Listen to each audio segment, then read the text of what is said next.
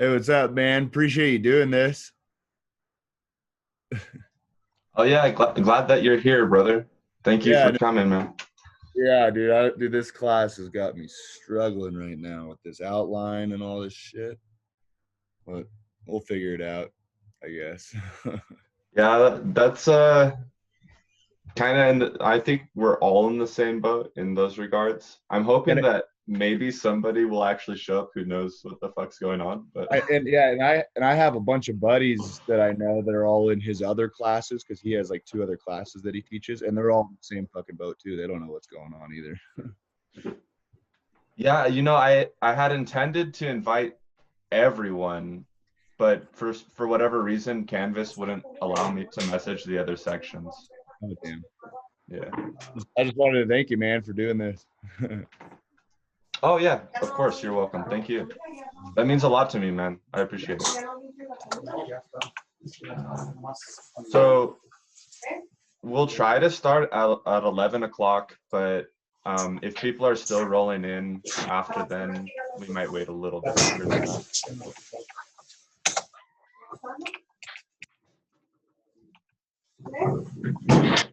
Okay, so yeah.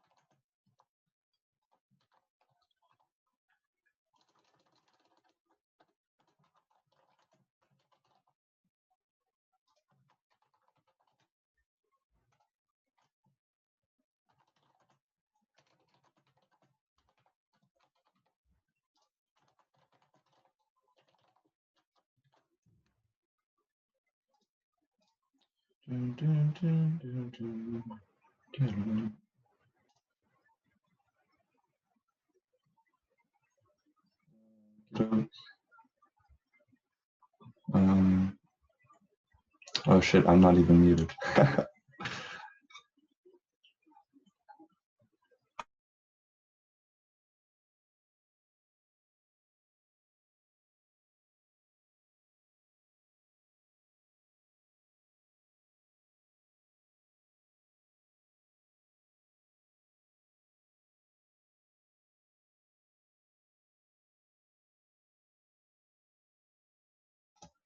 Yeah, so anyone who just entered, we're gonna try to start at 11 o'clock, but I know some people might be still entering at that time. So depending on what it looks like, we might have to wait a little bit longer, a little past 11, but I hope to start sometime right around 11. So.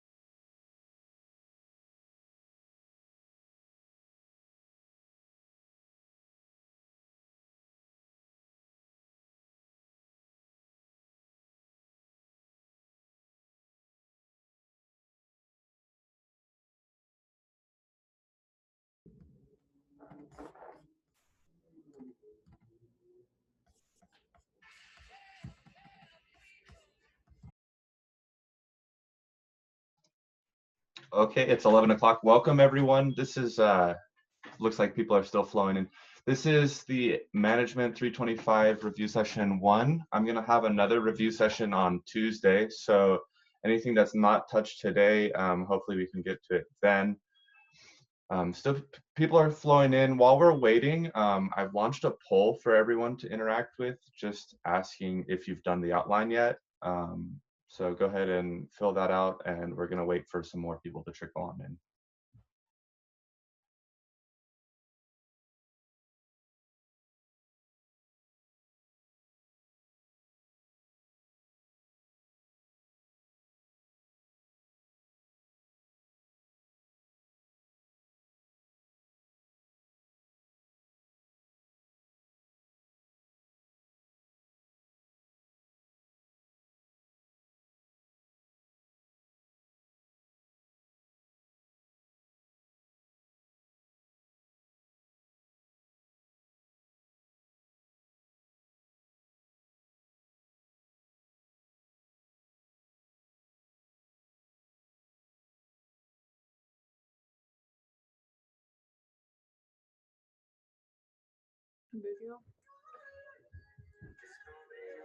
I almost lost it.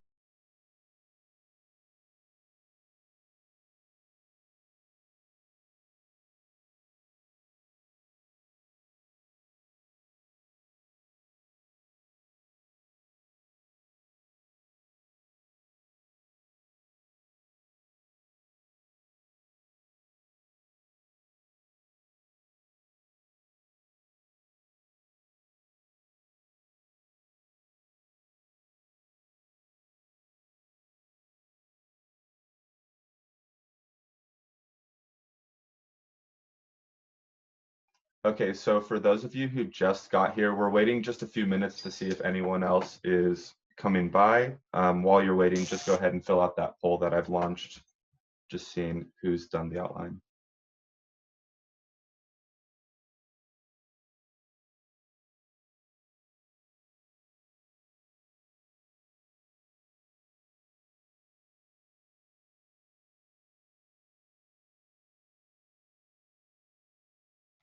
Okay, so I'm just gonna go ahead and start. It looks like a lot of people, most people are going to start the outline. But a few of you marked what outline? So like, who was that? Raise your hand or something, I don't know. Was that a joke? Were you joking? Or you just don't know about the outline? Because there is an extra credit outline. I guess you do 1 page of notes for every 10 pages in the book, starting at like chapter 4 or something. I don't really know. I didn't do it. And you get extra credit. So I guess you can get maximum of 10% extra credit, depending on like the quality and thoroughness of your outline. Okay, so great. One person responded that they are done. So that's going to be the hero of the class, and we'll have to throw a bunch of money at them or something. But who's done with their outline?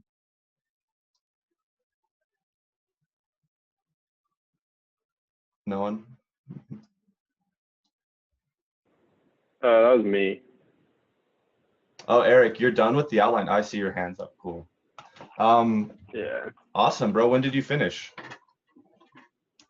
I mean, I just like when I was reading the chapters, I was writing like notes in my notebook, and I just typed them on my computer at the same time. So I finished like last Friday or something. You're like, I'm just a good student who does what he's supposed to do. I just had That's great, hella man. friends be like, "This class is ass. Do the outlines." Okay. Well, that's good to hear. If you didn't hear that, this class is ass, in case you didn't know, and do the outlines. So, great. Any tips you can share with us? I mean, I kind of just did it like how I was writing notes in the book. I mean, I did it, include everything to get the full 10% grade boost because I don't have any of like the cases in here. But I mean, I just wrote down like the stuff that was like key, I think, what I thought was important, really. Okay. And then it looks like about 6 people have already started their outline, are or are almost done. So that's actually pretty good. I feel like we have a pretty good mix of people here today. So essentially all I have planned for us today is we can look at some like tort examples. I've actually built a PowerPoint which I'll share with you guys. Let me get that up real quick.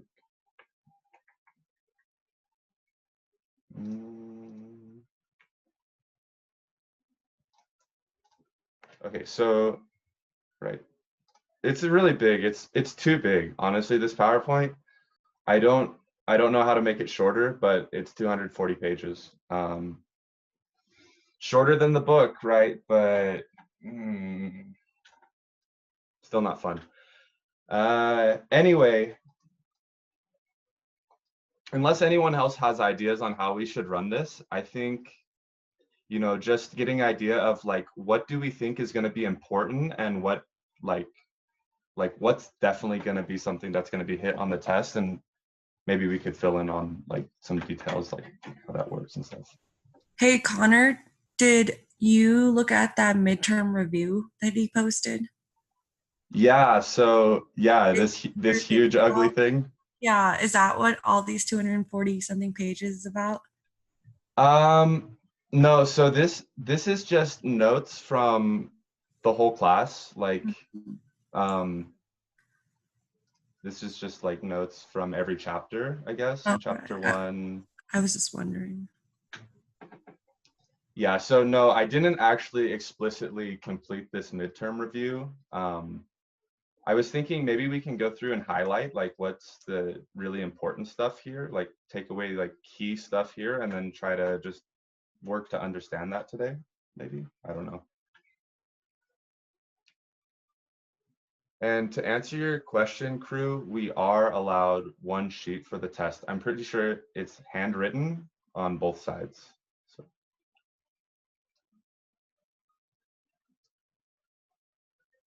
And somebody step in and correct me if I'm wrong on that. Is it handwritten or typed for the midterm notes? It's handwritten. Handwritten. Okay. Did anyone do that yet?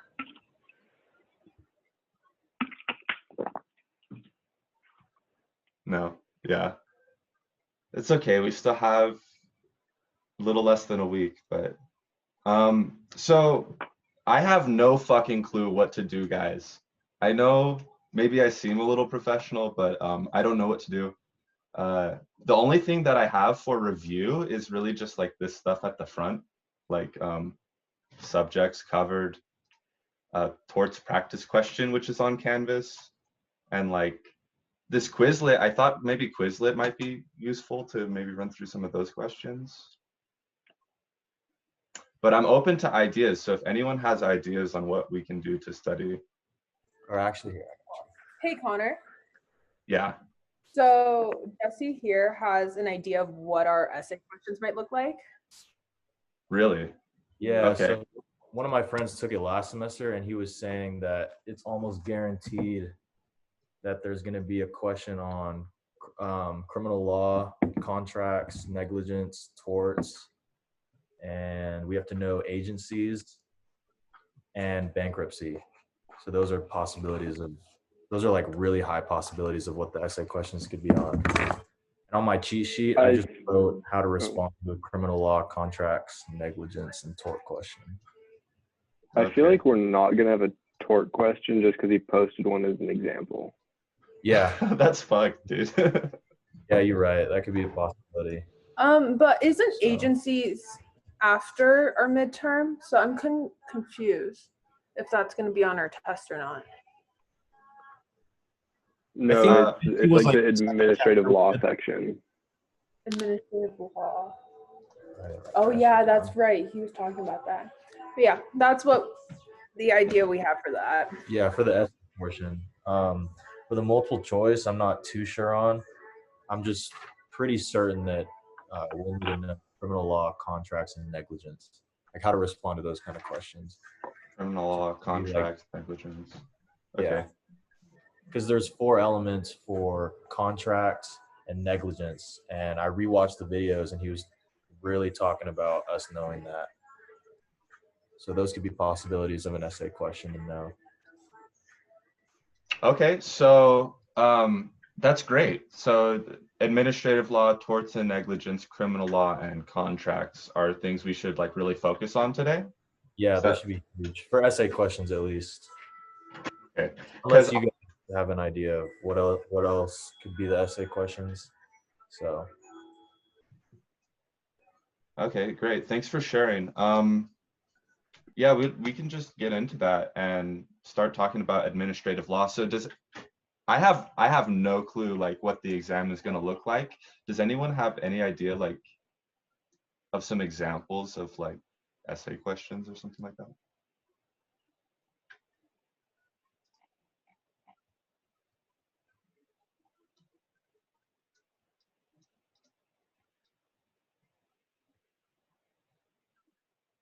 Mm.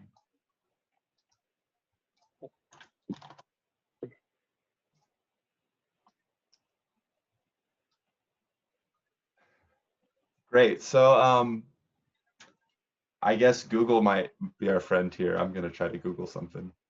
Because like we could go in the book. I'm gonna go in the book and see what administrative law is about. Maybe there are some essay questions there. I don't know. Are there questions in the book? I didn't see any. Well, the book has like all the study guides, and they do give some questions at the very end of the chapter. Okay.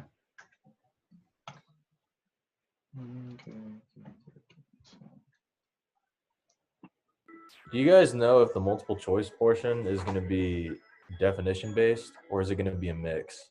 Because I think I remember him saying that it was a lot of definition based questions, but I'm not too sure if he mentioned like anything else. I think for the most part it's definition based, and then there's some that are like kind of theory based, multiple choice. Oh, okay, for sure. All right, thanks. Yeah, I think it's also going to be, I mean, it might be important to know cases. I feel like that's a really easy multiple choice thing to ask is like, what was this case about or something like that? Or what was the ruling?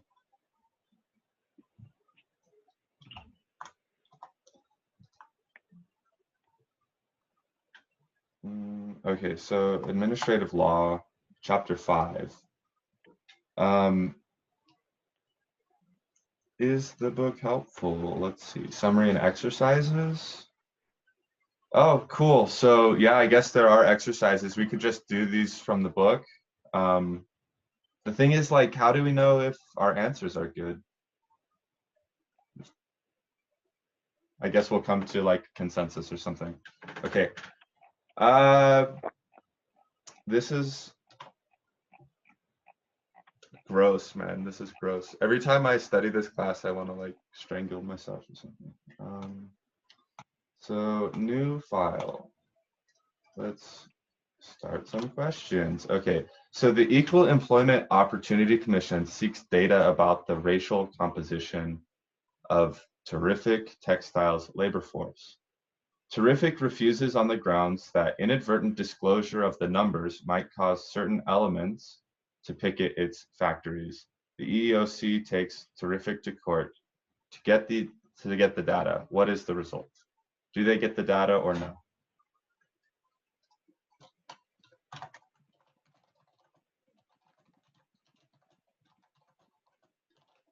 Any ideas? I think these are based off like the cases that it mentions like in the section above. Oh, So okay. Like in the summary, or you mean like the actual like go to section 2 or something? no, like section like 5.6, the cases section. So like I think there's going to be a case about that like question. Like not this sure, one though. here. American Textile Manufacturers Institute versus Donovan. I bet this is the questions modeled after this. Well, I'm gonna act like I'm on a test and I have no fucking clue what to do. So, let's see. They're seeking data about racial composition. Okay.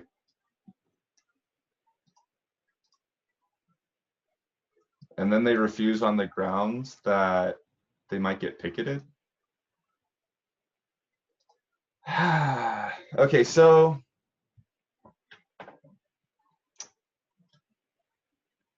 do we have ideas? Well, for this, we have to organize it in like the IRACS format, right? For the response question. Ooh, that's a great idea. Probably. 'Cause I we have- mean, that we have sounds to- right. Issue and response and all Yeah, that stuff. I was talking to my roommate who had him last semester, and she said for the response questions, you have to have your IRAC, and then you have to know the terminology to like a T, like perfectly, to get full points on these response questions.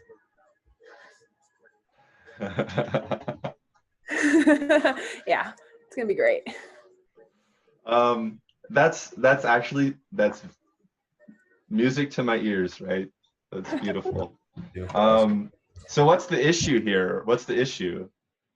I think the issue is like, can they wait, do we have to like, are these like bullet point sentences, or do we have to like write like a paragraph for each one or something? I'm pretty sure you have to write a paragraph.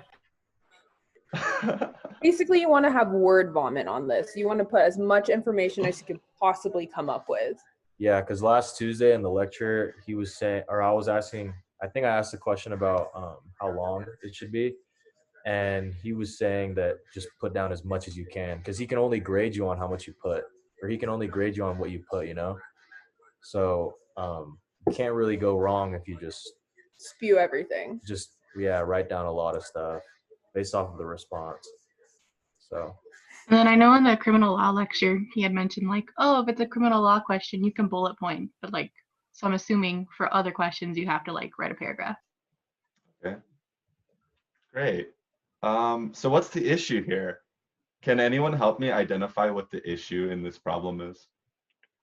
I mean, going off the question, because I can't find the case, I would just say that they're hiring specifically out of one racial group and not out of another. Okay, so the terrific might be hiring.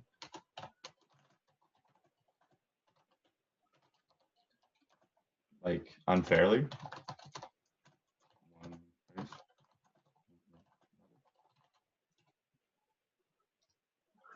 Like that's the gist of the issue, right? Maybe? I don't know. Yeah. Okay, so maybe it'll be instructive to know more about the case that this is modeled off. Okay. Wait, is this the same thing? No, this is occupational exposure to dust. Yeah, that's with OSHA. Yeah, this is not the same.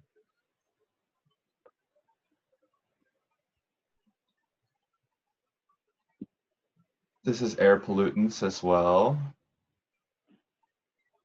EPA. So what was the regulatory agency that they're talking about here? EEOC. Okay.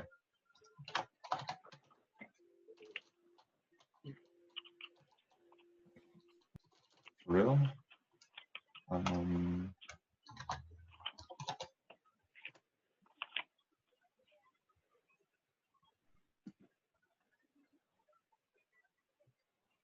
Okay, so chapter 5 says nothing about the EEOC. Is that what I'm finding? Oh, here, no, just in the summary.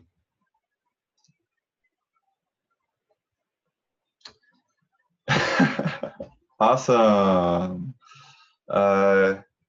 So I have a question really quickly. Please. So Jesse and I were just talking, and if it's a criminal law essay question, apparently you're supposed to respond in a different way versus how you would respond for, I would imagine, something like this. So Yeah. for the one we're doing, it's we respond in Iraq, but for criminal law, I'm just going to go through the process of how you would respond to that question. So one, you would state if it's a lesser or serious crime. To determine whether it is a violent, property, public, or a white collar crime. Then mention 4 to 5 defenses. And that's the format he gave in the lecture, like video, because he actually goes over the format of how you're supposed to respond to a criminal law question, contracts question, negligence, and tort. So I'm not sure when we're supposed to use Iraq, even though I want to think it's supposed to be in every essay question, if that makes sense. Unless you guys have anything like else, like any other Yeah. ideas. I feel like it's the same basic steps, just like different ways of putting it per a question, for a type of question, if that makes sense. Well, I think even for like a criminal law question, I think you would still like spot the issue, but then for the rule portion, I think that's when you would do like if it's a lesser serious and if it's violent property, that kind of thing. Okay. That makes sense. Makes sense. I don't know, just putting that out there so everyone has it. What are some defenses to criminal law cases? Like, Oh, there's a fat list. Do you want me to go through all of them? I mean, I might have them written down already. Okay. Criminal law. There's a lot. Somebody was about to say something. I think we. Oh, yeah. interrupted them. Yeah, I was just gonna say, wasn't one of the defenses literally just the Shaggy defense? You know, it wasn't me. Is it? I don't know. I don't know any of this stuff. Because I remember it coming up in the lecture. You know, it just, you know, if you could prove it wasn't you, then that's a pretty good defense. Yeah. Right. If you need me to read them off, Jesse has them listed here. No, you Awesome. I have them listed, so I'll read them. So let me know when you're ready. Yeah. Perfect. Thank you. All right. So first one's in fallacy. Did I read that right? Infancy. Sorry, crashed. Infancy. Next one's intoxication, insanity,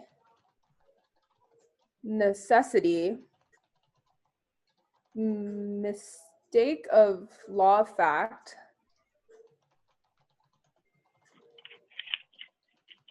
consent. The fuck does this say? It's a mistake of law or fact, by the way. Of law or fact, yes. Sorry. Under duress. Under duress would be next one. Justifiable use of force. Well, you gotta wait till he types. Oh, I thought you could read it. No. Use of force. Is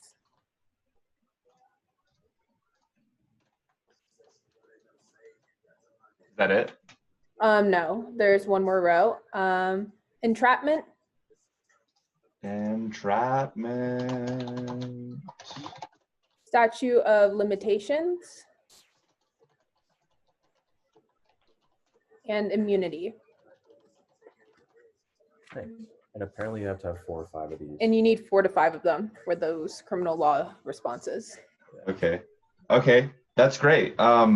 So maybe that will be helpful to like go into the different types of law and just understand like the defenses, because I think we're going to need defenses for every different type of law. Right. Yeah, we are. He said that we pretty much need to include defenses for everything to get full points on them. Okay. You don't have to go like in depth, but you just need to say like a possible defense could be this because of this.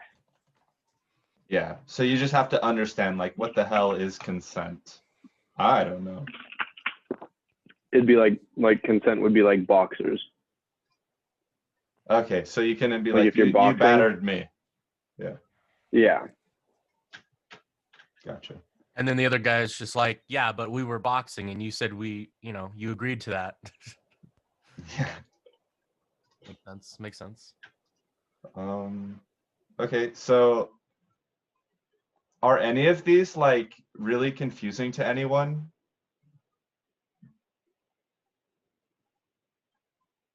Or is it more of a problem of just like knowing what like that these are Somebody in chat defenses? said yes. I'm sorry, what was that? Somebody in chat said yes, and somebody else says, what is under duress? Under duress. So to my understanding, what duress means is like, oh, what's an example in criminal law of where like a It'd be duress like defense? if someone's pointing So- a gun to your head saying to do this and you do it, you're not criminally liable. There you go. So I have three examples of what duress is, or just like duress and undue influence. If you guys want me to go over that really quickly. Is undue influence different than duress? Yeah, so duress is the threat of improper action to induce a person to make a contract. Undue influence is improper use of power that deprives a person free will and substitutes another objective. Okay, so this is like, gotcha. I'm really bad at examples, but I think I understand what you said. Well, I'm trying to figure out what undue influence is, because improper use of power, that makes sense, but deprives a person. So I think he gave an example of undue influence in regards to contract law, and he was saying, you know, if Aunt Sue has her two cousins, Billy and Bob, like stand back and kind of look intimidating while she talks to you about contract renewal, that might be undue influence. Okay, that makes sense. Because it's like, yeah.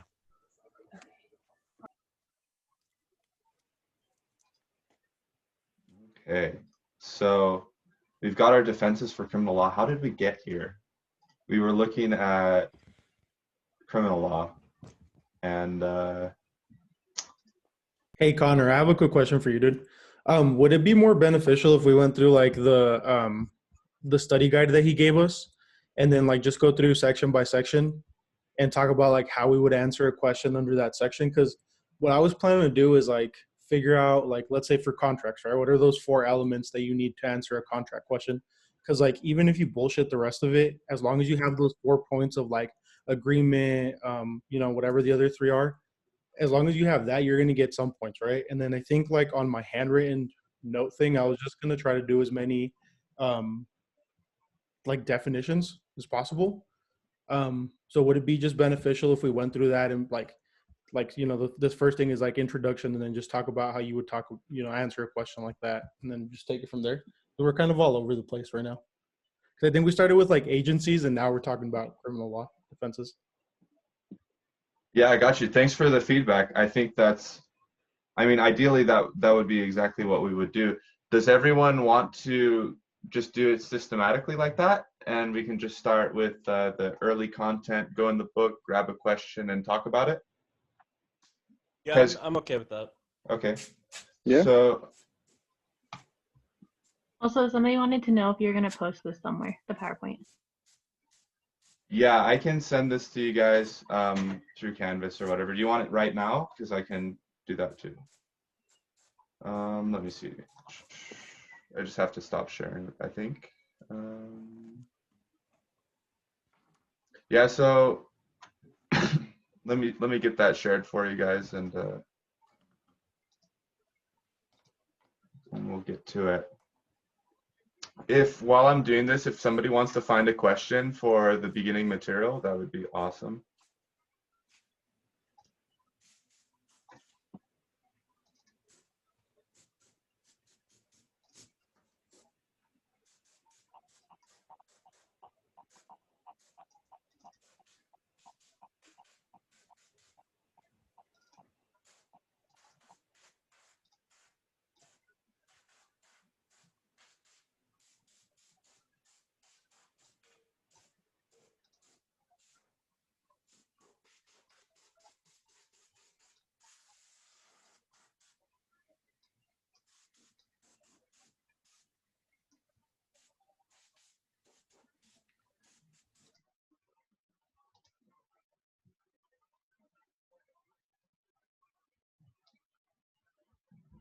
Yeah, I will also, this should be recording. I had my settings set up so that it automatically record. Once that's rendered and whatever, after this I'll send that out through Canvas and through GroupMe. Okay, so I put the PowerPoint in the chat. You guys should be able to see that now. As far as questions go, did anyone find something? I'm looking it up right now. Hey, Connor. Yeah. So we have the biz law midterm, like actually filled out from top to bottom, right? Yeah, so it's the outline, but more in depth. Yeah. It's So the exact same. we have, it's like in depth. Do you want us to send that to you so you can like just pull it up if you need to on like while we're in the study session? Yeah, that'd be great. You should be able to pop it in the chat. If not, you can put it to me on Canvas or something. Okay, sounds good.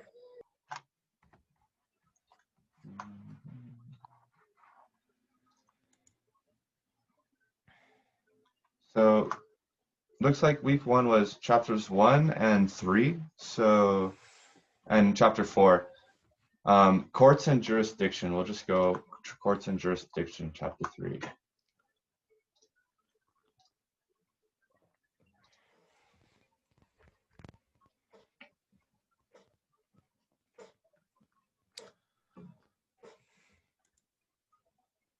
Okay, so it looks chapter 3 doesn't have exercises, but chapter 2 does. So, did we even read chapter 2? I don't think so. No.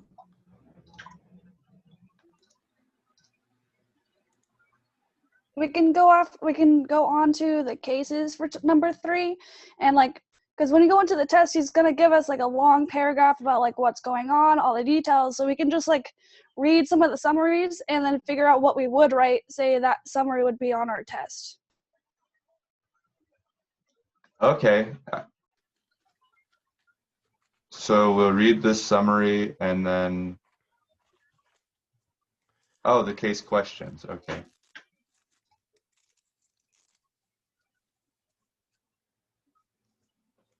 Okay, so should I just read it to the group or does everyone have a copy? Because this is kind of long.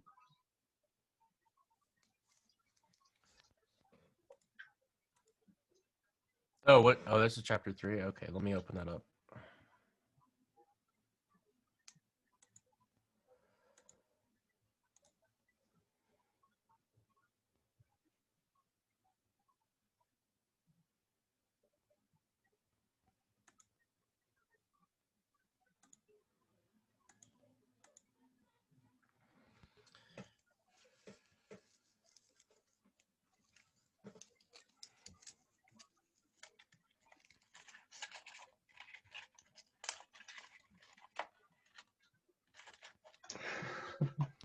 Okay.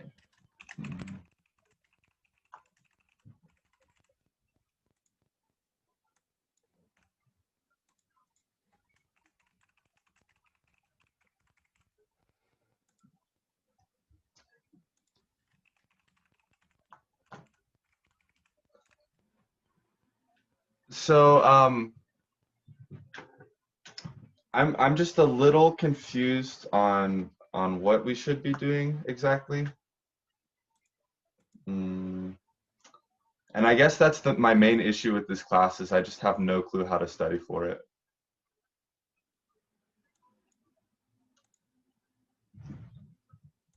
That's why I'm super glad you guys are all here to help me out or help each other out, whatnot. Get help yourself. So, as a point of reference, the way I study for it is I pretty much just watch the lectures and then I read the material in the book. And I mean, that's pretty much all I do.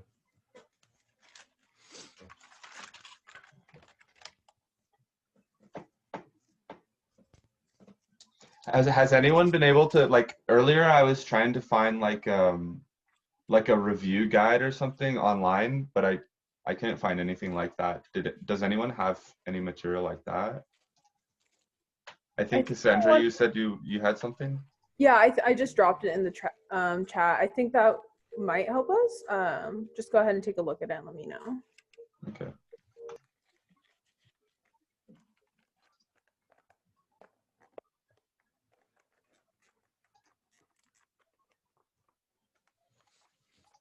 This one here, right?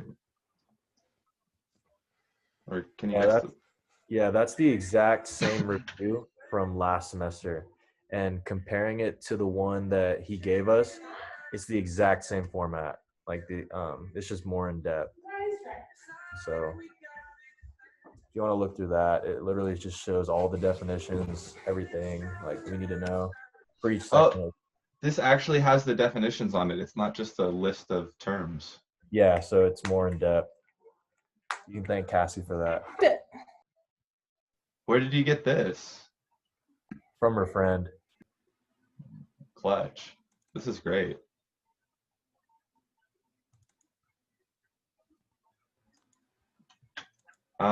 Okay, so I think, like, I don't know about you guys, but with the discussions that we've been doing, I've kind of been practicing IRAC a lot. I feel pretty comfortable with IRAC. Does anyone want to like go over that, or are we good?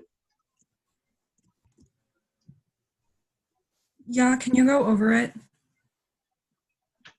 Okay. Does anyone feel like they could explain IRAC like succinctly, or because it's issue spotting, rule of law, application, and conclusion. So when you're structuring a legal argument, you want to have, I mean, this kind of lays it out here. You want to describe the issue and then explain the legal rule. So like what law or what statute, or explain the legal rule, and then application of those rules. So like to my understanding, what the application part is like how has that rule been applied to law in other cases, like previous cases.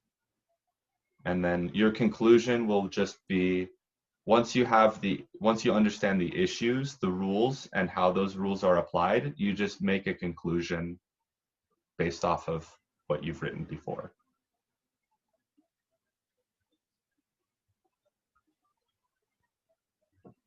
That's a lot of info. So if that was, felt like I threw a bag of rocks at you or something, probably what it feels like. So IRAC, that's just how we're going to structure legal arguments. And its acronym: issues, rules, applications, and conclusion. So functions of law, I think functions of law, does anyone see an essay question coming up on functions of law, or is this more of like a multiple choice type information? That's definitely multiple choice. Okay. Video too. Oh, he said it in the video. Okay, cool. Yeah, it's a guarantee that he's going to ask the functions of law, but it's not the 8 that's on that one review sheet. It's the 6 out of the book. So if you need the 6, we can send that. But are they different? No, it's just the functions first of 6? law. It's just the functions of law that's different. Oh, okay. Because he even said in the first video that there were 8, but he's only using 6 this semester. Okay. So yeah, we can send that if anyone needs it. So the 6 functions of law are here. Oh, yeah, perfect. Those are the 6 that he's using. And he said it's a guarantee that it's going to be a multiple choice question. So okay.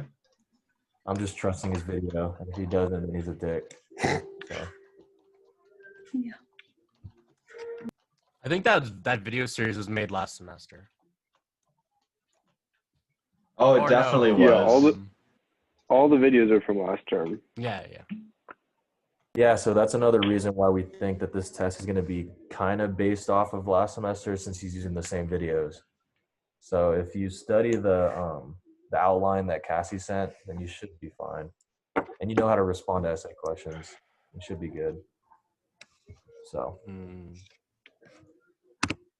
Does anyone have any idea what or where we can find essay questions to practice?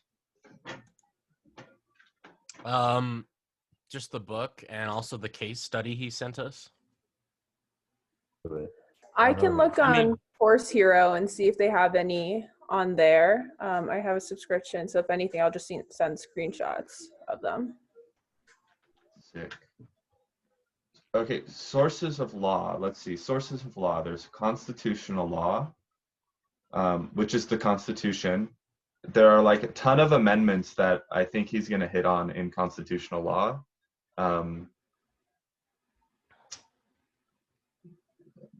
There were a few examples, like what was it? The interstate trade or whatever. The Commerce Clause. Commerce Clause. I think that's going to be big. And then there's the Commerce Clause is going to be important. The First Amendment dealing with speech and religion is important, like the Establishment Clause, and then also the Privileges and Immunities Clause. Okay. Commerce Clause, Privileges and Immunities, and that other one you said. Establishment Clause. What does the Establishment Clause do? It's about like the establishment of religion and how like the two cases that we looked over was the church or the courthouse in like Missouri that recently put up the 10 Commandments, and then there was also the one in Texas that had it for a long time. Okay, yeah, I remember hearing about those in the lectures. Okay, so there's constitutional law, statutory law. So statutory law, what is legislative? What does this arrow mean? I don't understand that. Legislative to executive? What does that mean?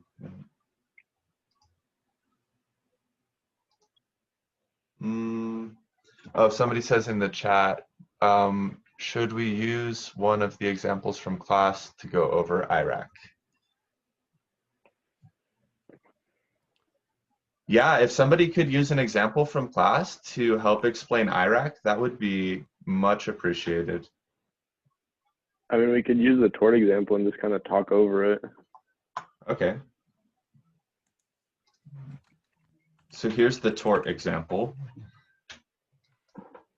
And so we'll read this example and then we'll try to outline a legal argument using Iraq. So, okay, I think that's a good idea. So it says Chantel and Jimmy live next to each other in an assisted living community. Chantel and Jimmy have a bad relationship due to Jimmy's dumping of his food waste in his backyard.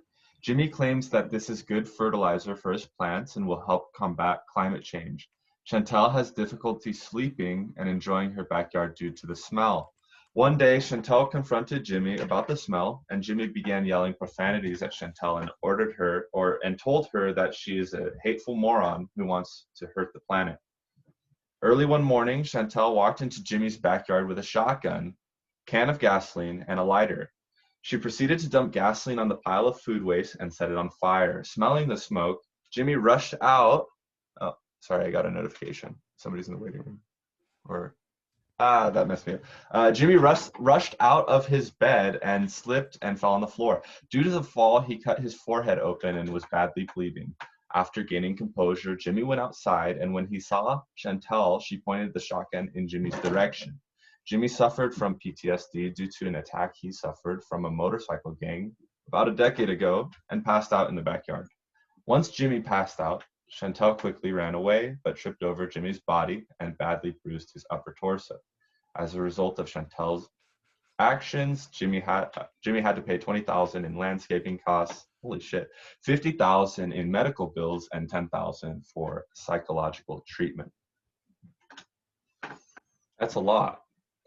So, what's the issue? I mean, like, oh my goodness, the issue. What's the issue with that? So these people obviously have never lived in Reno. Like that we have to like pick out the most important ones. We don't have to go over every single issue in here. Because I mean there's like a dozen issues in here. Yeah. So we should just pick like the most important one. So obviously, I mean just a list, there's gonna be the verbal abuse, then trespassing, destruction of property,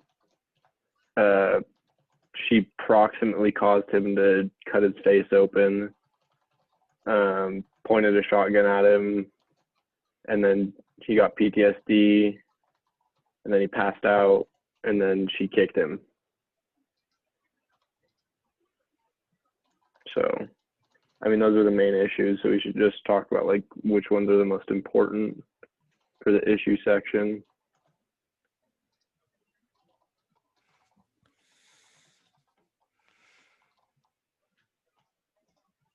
So I just think it's so ridiculous that somehow she trips over this guy, but all right. She was scared, man. He passed out. The backyard was on fire. She needed to hide her shotgun before the cops came. You know.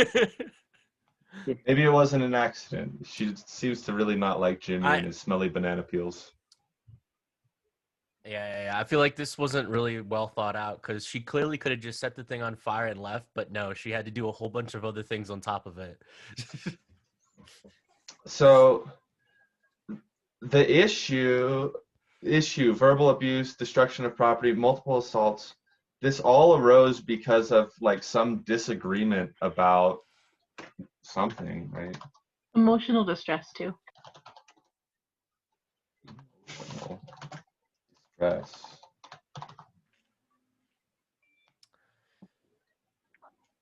On both of their parts, right? Because like dude got a shotgun pointed at her and lady has to smell the rotting garbage. As far as the law is concerned, I don't think that Chantal is going to have much of a case at all because like there was like very early arguments with minor escalations, which then blew up into her actually just doing arson, right? And like having a shotgun and being menacing and being on his property. And because of her actions of, you know, setting something on fire, this man tried to get up really quickly so he could put out the fire because he doesn't know what's going on. And then he falls and he hurts himself. And it's like, you know, that's directly related to her actions of setting the garbage pile on fire, right? So there's not really much Chantel can like defend herself with if Jimmy decides to take her to court, which I assume he is. Well, she couldn't sleep because of the smell, right? Yeah, but she didn't like go to court, right? She did this instead, you know? Well, no, she so like it doesn't really him. matter that she confronted him about it, right? She said, "Hey, Jimmy, the smell, I can't sleep. You need to knock it off." And he started yelling at her profanities. I would think that him yelling at her, I mean, I don't know how illegal that is, but it seems like, yeah. Well, it's not. It's not. It's not. Sorry, Matthew. I think we interrupted Oscar. Really quick, sorry. I just wanted to bring up. I think I wrote down in my notes for this video lecture that what he wanted was for us to start off by putting the definition of what a tort is. And so I kind of did. I worked on this one a little bit. So I just started off with like what the definition of a tort is, and then just stating like what your opinion is, whether he has a strong case or not. And then I think this is the one where he said we could bullet point it like here's torts 1 through 5 or whatever. I think he said that like a lot of times he'll put up to 15, but he only wants us to do like 4 or 5 and just really talk about them. And I believe this is the case where he wanted us to talk about defenses as well. So I think if I remember correctly, what I did was just went through like line by line and picked out like torts that stood out. So like the first one obviously was like trespassing and assault because she walked into his backyard with a shotgun or whatever, and then just kind of like took it from there. And it's also intentional tort on Chantel's part. Yeah, because that's the other part is that we have to prove like that there's intent, and then you have to state what the torts are, and then you go for defense afterwards. Okay, so like definition of tort, intent, and then state your opinion, or I don't remember if I don't know if I'm remembering correctly, but I think he had said that this is like one where he's okay with us just doing bullet points on what the torts are and talk about how it's an intentional tort. What is the definition of a tort?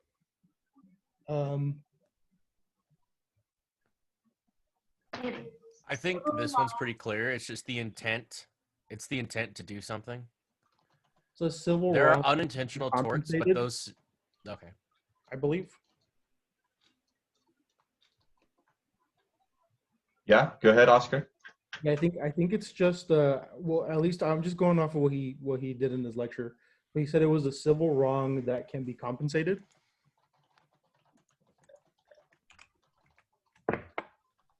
So there are probably like tons of different types of torts, right? Yeah, so there's like assault, battery, so on and so forth. Okay. So I think that's what we can do. Like, so we already talked about that. We put the definition, and then kind of state our opinion. Like, yeah, what's the guy's name? Jimmy has a strong case against his neighbor because whatever, and then state his like what the torts are. I know I have a list of torts somewhere in here, but Yep. I'm never gonna find it. This PowerPoint's too big. Okay, so definition of a tort is civil wrong that can be compensated. So we should get a list of the torts, is what you're saying? That's how I structured it. At least I don't know if everybody else is in agreement, but I think that's what he asked for was like definition, our opinion, and then what the torts are. So there are three categories of torts. There's intentional torts, unintentional torts, and strict liability.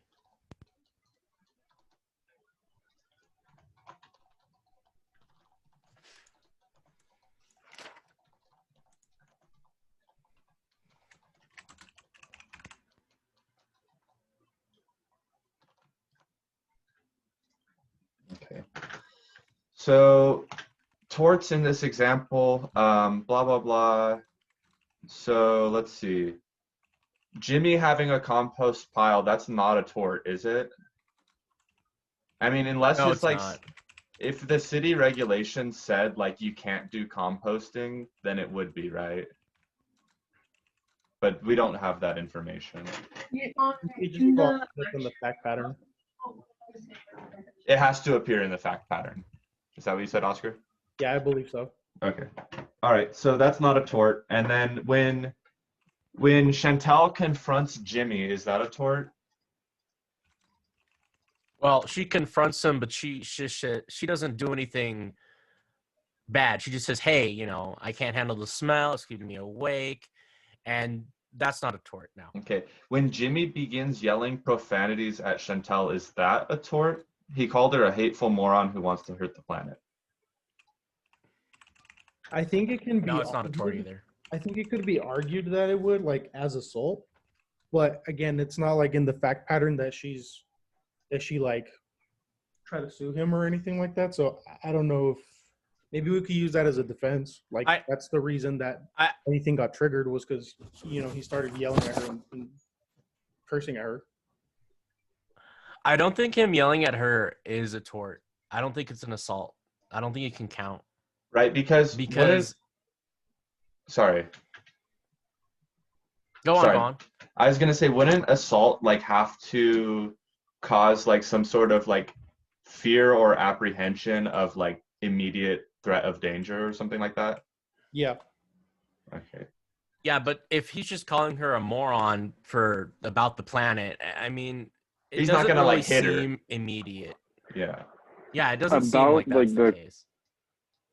There is like the mental suffering like injury for tort. So I mean, she'd have to prove it in court, but based off that, I don't think that would be sufficient to constitute mental suffering. Okay, I agree with you, Eric. So let's say early one morning, Chantal walked into Jimmy's backyard with a shotgun. So a can of gasoline and a lighter. Is that a tort, just coming to his property with that stuff? Yeah. It's trespassing. Trespassing. Okay. So the first one is trespassing. Because this is a series of escalations that just ended with terrible situation. So once she's trespassed, she's proceeded to dump gasoline on the pile of food waste and then set it on fire. So is dumping gasoline a tort? Well, I think no, but setting on fire. Part of assault. What'd you say, Kaylee? I said I think bringing the shotgun is also the start of an assault. I'd agree with you. I don't think it's the assault until he actually gets outside of the house. Until he sees it. Yeah. Okay. And That's a I good also say argument. that setting the gasoline on fire, setting the compost on fire, that's arson, so that's a tort, right? Because it's damage to property. Even if the property is just a trash pile, it's still property. For some reason, for arson, I read in the definition it had to be a dwelling. Is that wrong? Because I know people well, I'm not sure then. people are charged for arson for like burning the fucking forest down. So that's not a dwelling, right? Yeah, so that's not a dwelling, no. Okay. I'll say that's arson. It Speaking sounds of like arson. arsons, Reno's been having an arson problem, so this is kind of prescient. I have a question. So, would property damage and arson be interchangeable, or is it like one or the other for a situation? I mean, I think you can do both counts, right? If they've committed arson and destroyed property, I think it's both. I wonder if this is a trick because the trash question. Do you remember that from the lectures? But that's if it's on the street. It has to be on the street to become public property. Oh, okay. So in this case, it wouldn't be since it's in his backyard. Okay, so she sets it on fire, and Jimmy smells the smoke. He rushes out of his bed and slips and falls on the floor. Due to the fall, he cuts his forehead. So this is kind of confusing to me. It's a tort? It's Yeah. Okay. What because is it? Let me find it really quick. Is that assault because he smells the smoke? I don't know.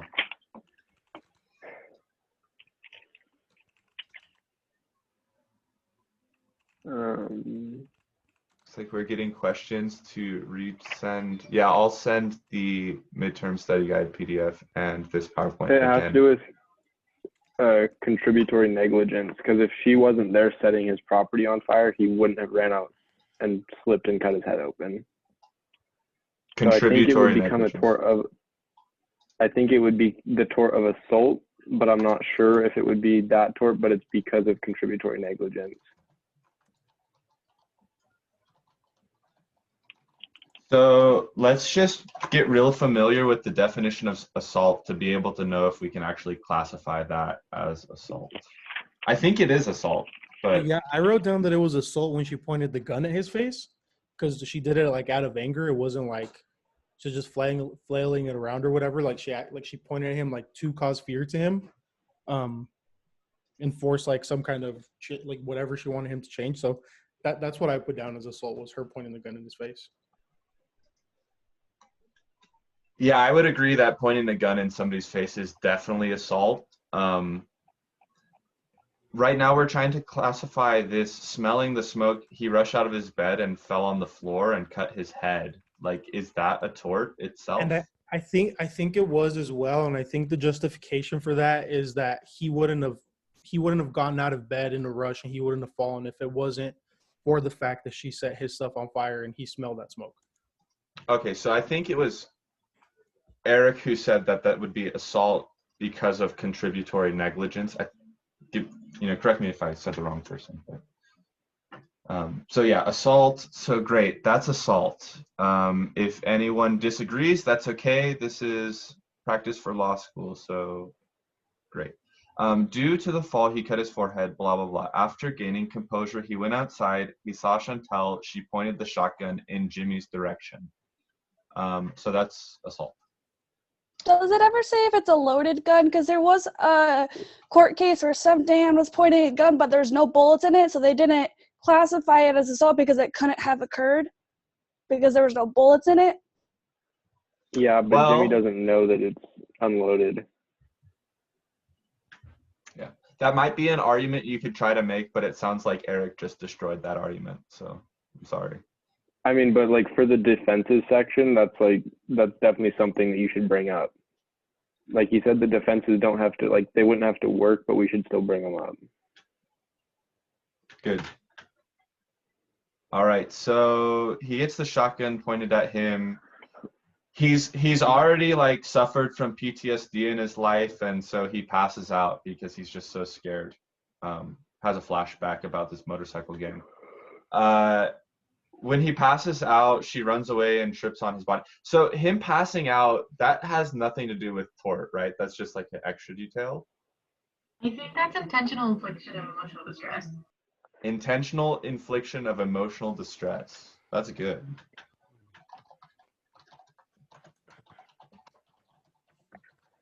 I don't know if it was intentional because she didn't mean for him to pass out.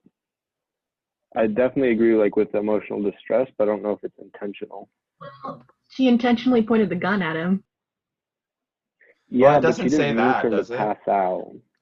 It says pointed in his general direction. In his direction, right? So she wasn't even necessarily pointing it at him.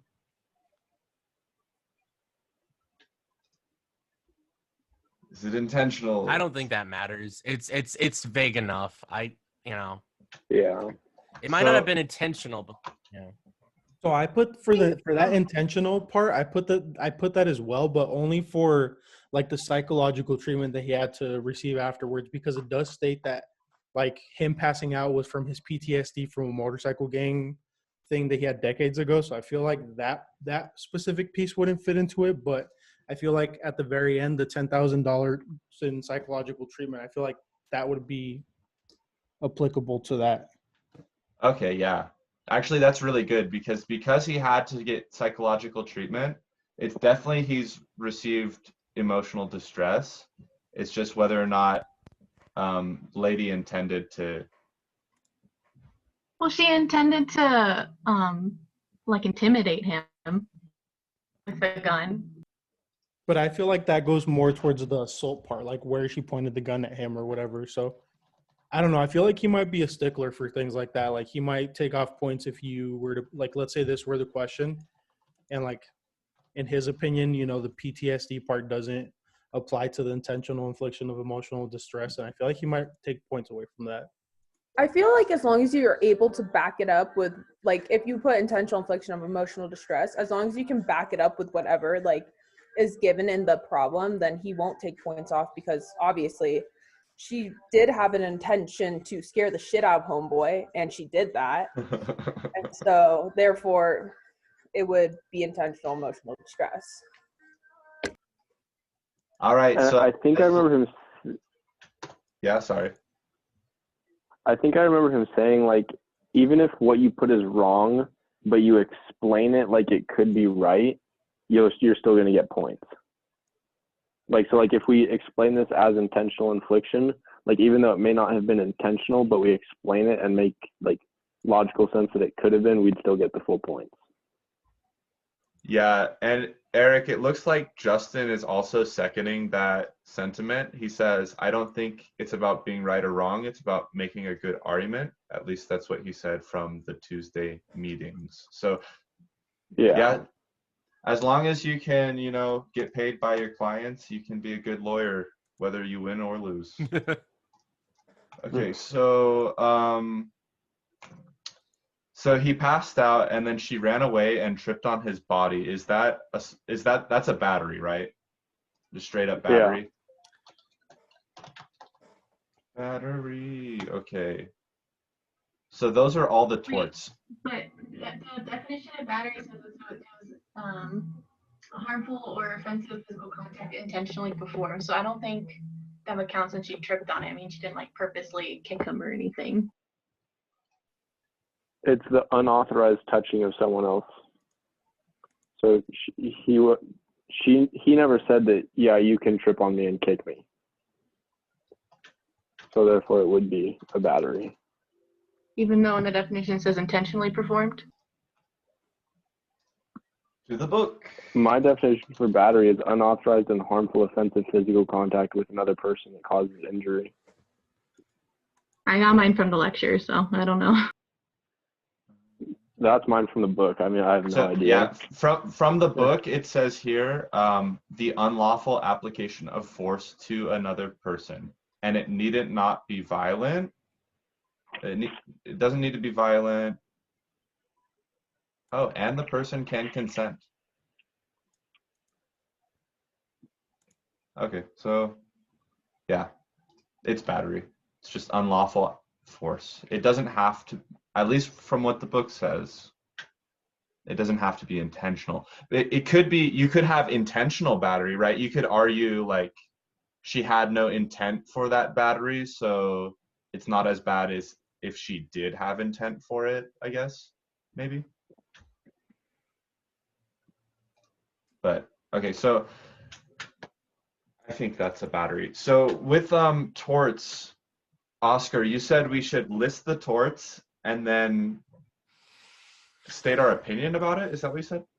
No, I think he had said like, so for each tort, you like for the trespassing one, you say like how it's trespassing, arson when you talk about how it's arson.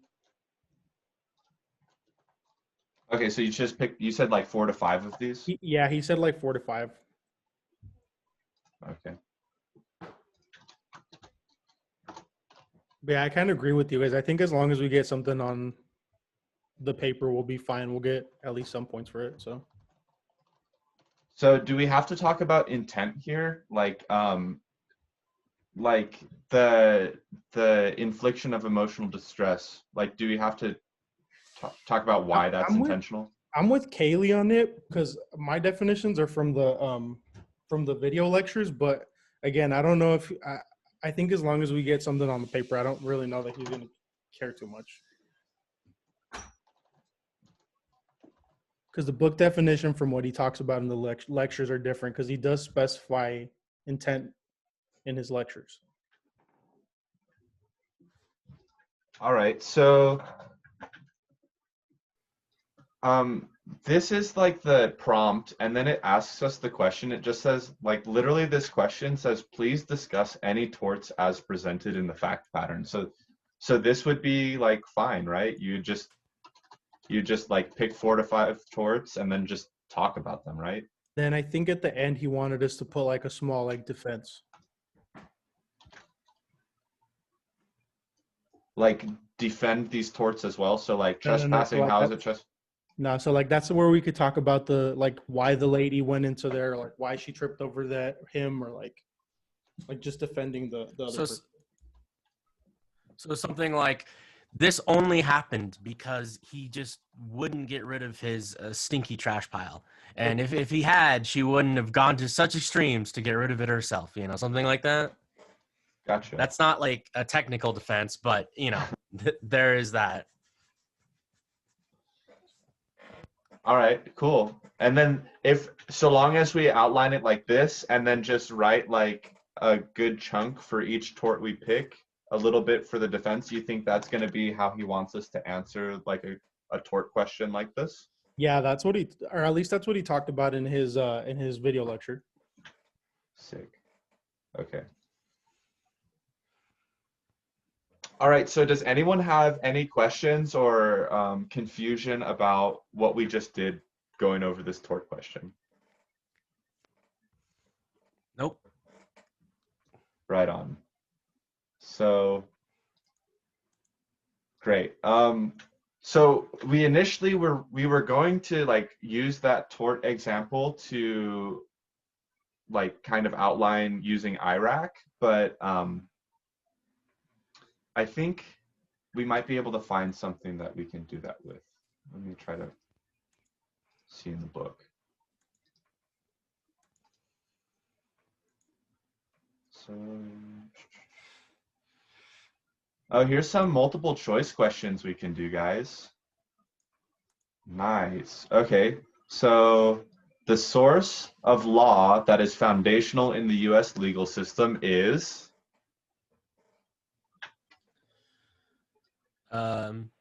Constitutional law. Constitutional law. Okay. Law is the command of a sovereign represents what school of legal thought? Civil law. Positive.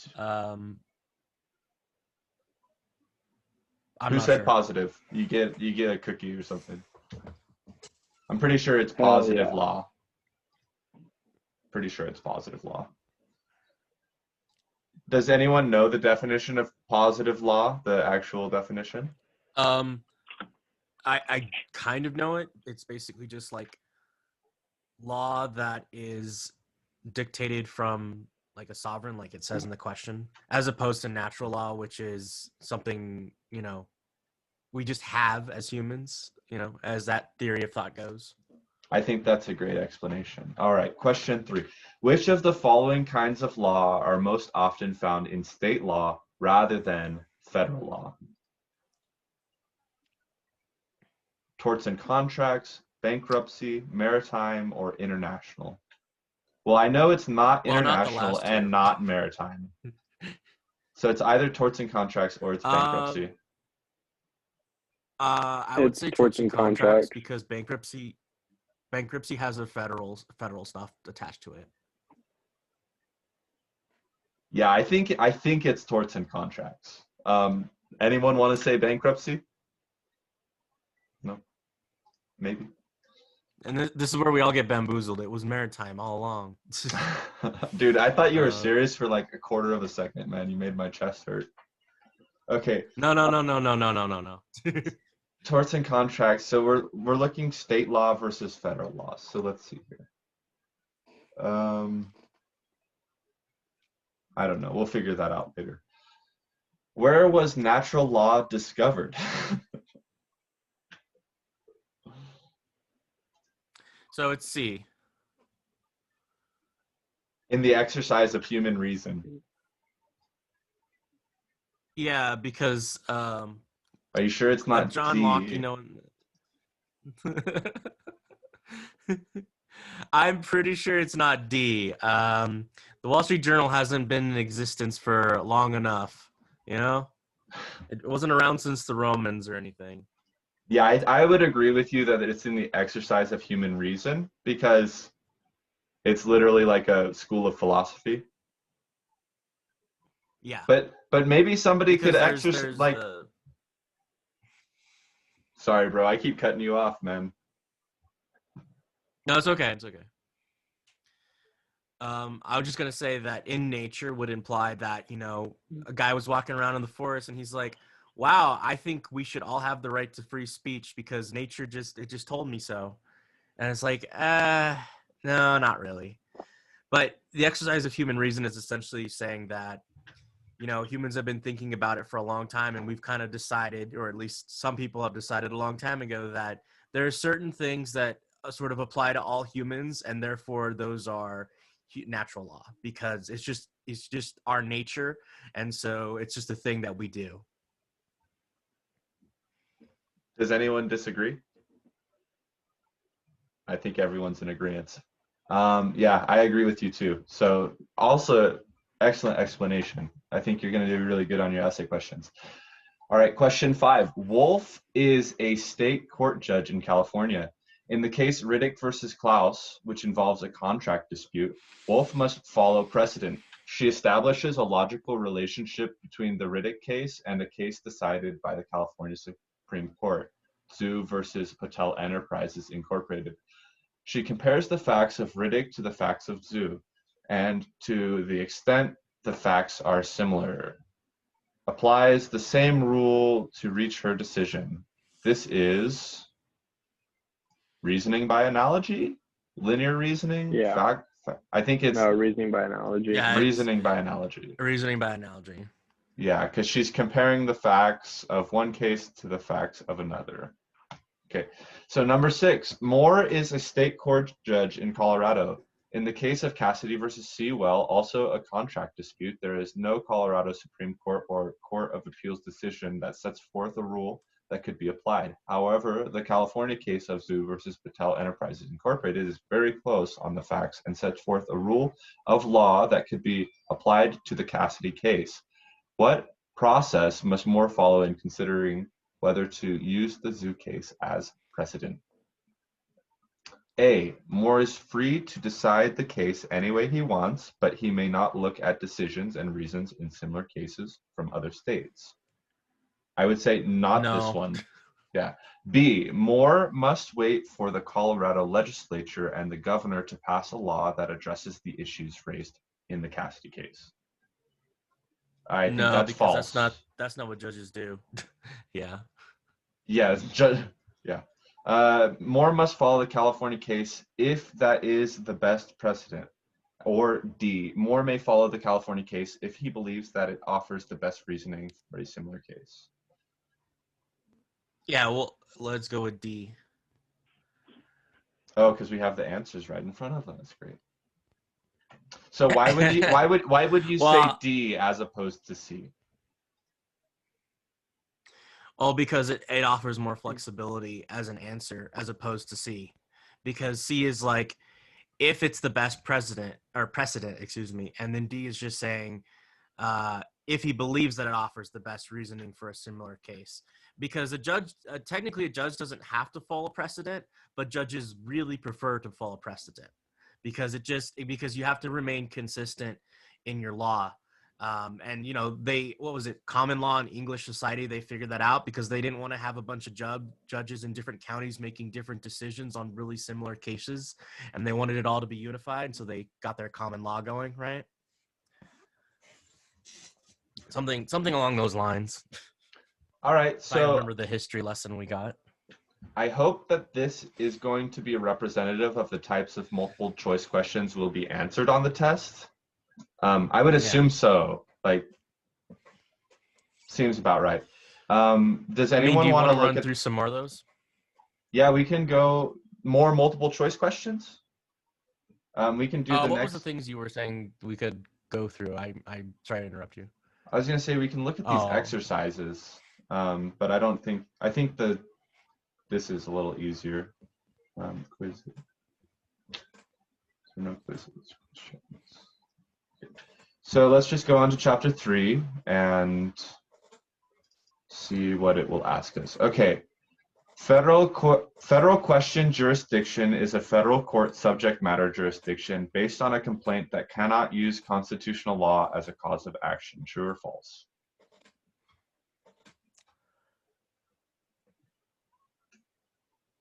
No, this is a tricky one. I don't know. All right, so I'm going to launch a poll. Maybe. And then we'll see what we think.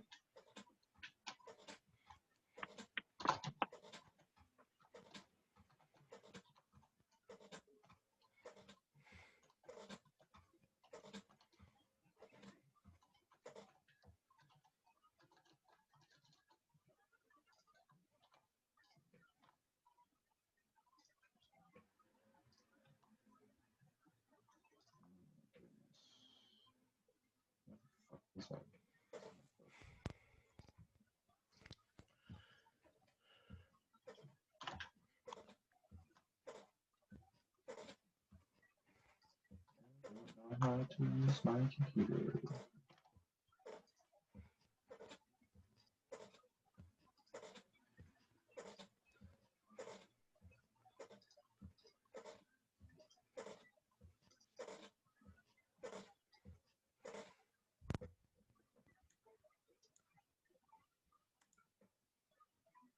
Oh, I guess the answers are here on the page. Okay.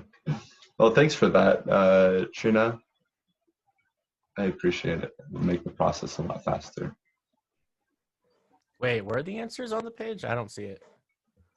Oh, I think that it was 7 minutes ago, so it was in reference to what we were doing before. Oops. Oh, okay. So let's see, results of the poll. We've got half people have voted.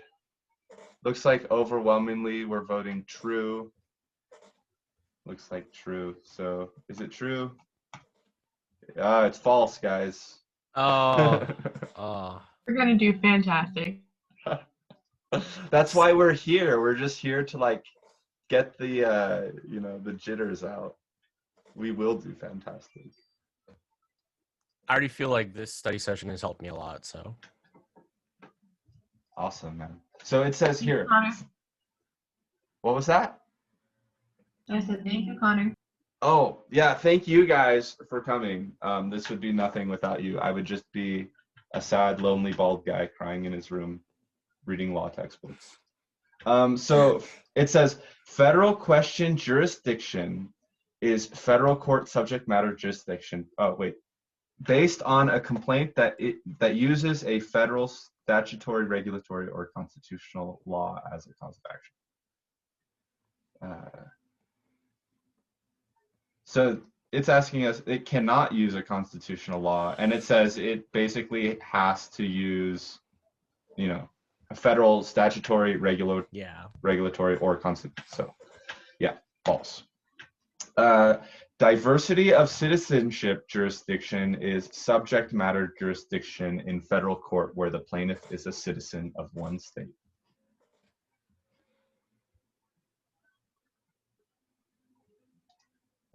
Diversity of citizenship jurisdiction. So diversity of citizenship, isn't that like when two people are from different states, they can go to like a federal court or something? Or like it's, I think it's something along the lines of if there's like, say you're from Nevada and I'm from California and you're suing me in a Nevada court, I can ask for like diversity of citizenship jurisdiction, I think. I think this one is false because of the last clause in the sentence, where the plaintiff is a citizen of one state. So I think the answer to this one is false. Okay. Anyone think it's true? Want to argue against Matthew? Or we're just going to go with false? Let's see.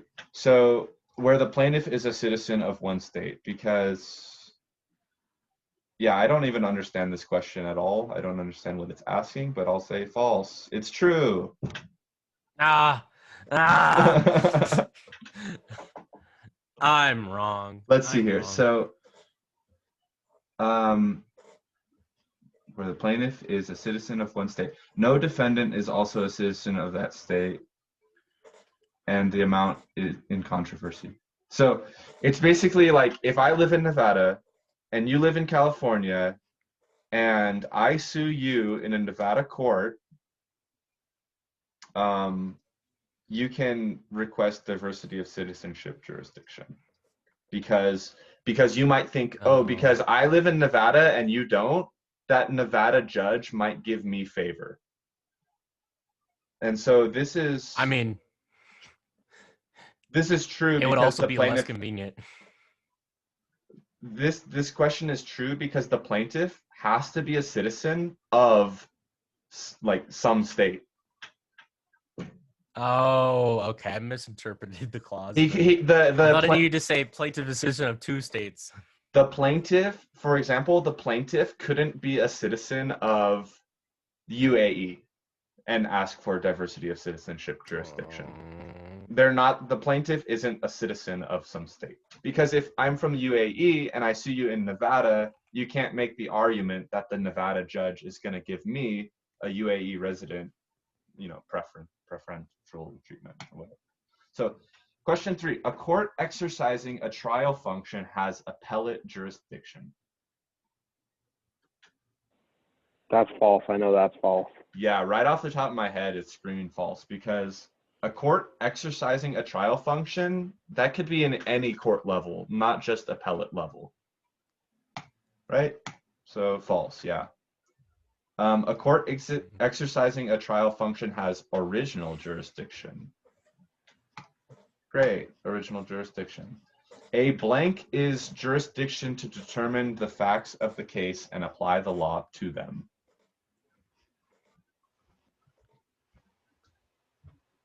So we've got writ of certiorari. How do you fucking say that word? Certiorari, I think. Certiorari. Certiorari, okay. Writ of certiorari, appellate jurisdiction, subject matter jurisdiction, personal jurisdiction, or original jurisdiction. I think it's subject matter jurisdiction because it's applying the facts of the case, or determine the facts of the case and apply the law to them. So I think it's the writ of certiorari. It's not writ of certiorari. I don't know what that is, so okay, cool. I don't know. No, writ of certiorari is like when an upper court like says, I'm taking this case now. Okay. So like the Supreme Court would use it to get a case, basically. Oh, so if the Supreme Court was like, yes, I see the Ninth Circuit has this case, but too bad, it's mine now. Basically. because Okay. because the Supreme Court does that all the time. So But yeah, your point is made. does anyone want to go with something other than subject matter jurisdiction? I mean, I'm crossing my fingers here. It just sounds right, but like, You're I don't wrong. remember exactly what. I'm wrong. I'm wrong.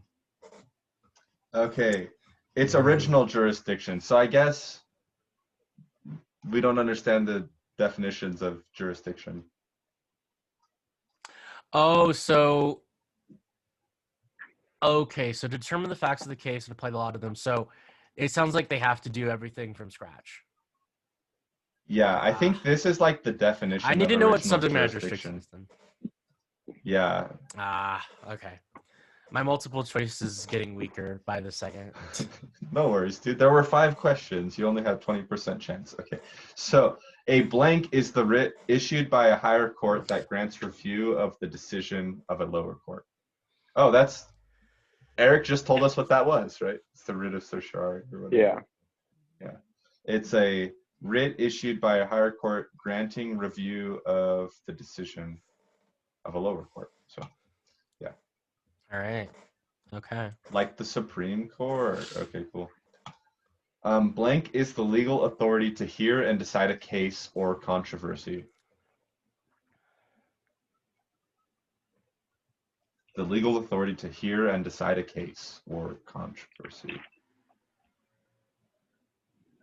Is this one appellate? No, I don't think it's I'm not appellate sure. because appellate jurisdiction has to do with something where somebody's making an appeal. Right? Oh, okay. I'm gonna guess subject matter, but unless anyone knows the answer, or has a better idea, because I'm definitely not qualified to be the guesser here. If you're right, if you're right, at least I'll know what subject matter jurisdiction is now. Subject matter Hey. jurisdiction is the legal authority to hear and decide a case. Because you have jurisdiction over hearing and deciding the subject matter, you know. Okay, federalism was the system devised by America's founders in which power is shared between states and the federal government. True. True. That's the definition of federalism.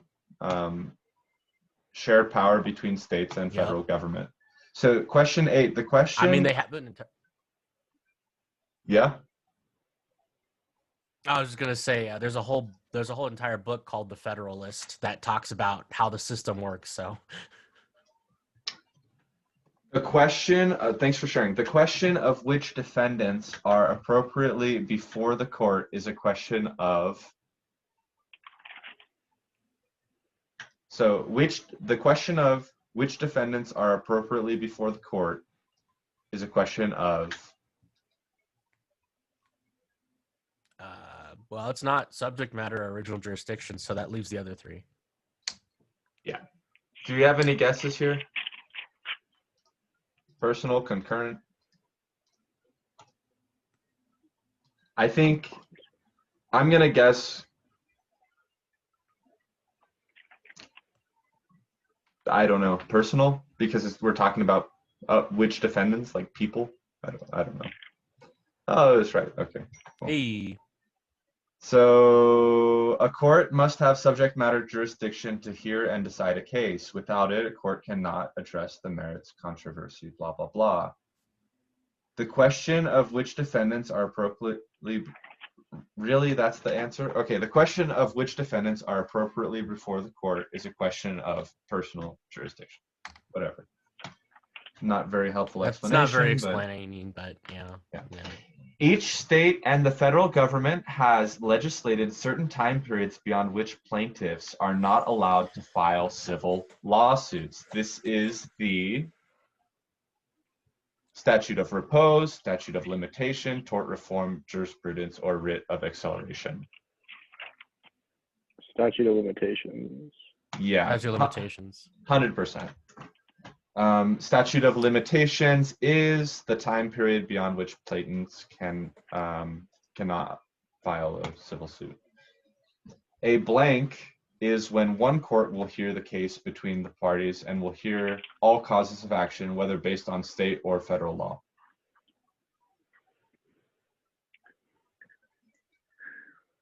This is going to be summary judgment, statute of limitations, concurrent jurisdiction, personal jurisdiction, or directed verdict. I think this is a summary judgment. No, a summary judgment is like before, it's like before the case goes to trial. Like if you want to do it before, I think. Okay. So would this be a directed verdict?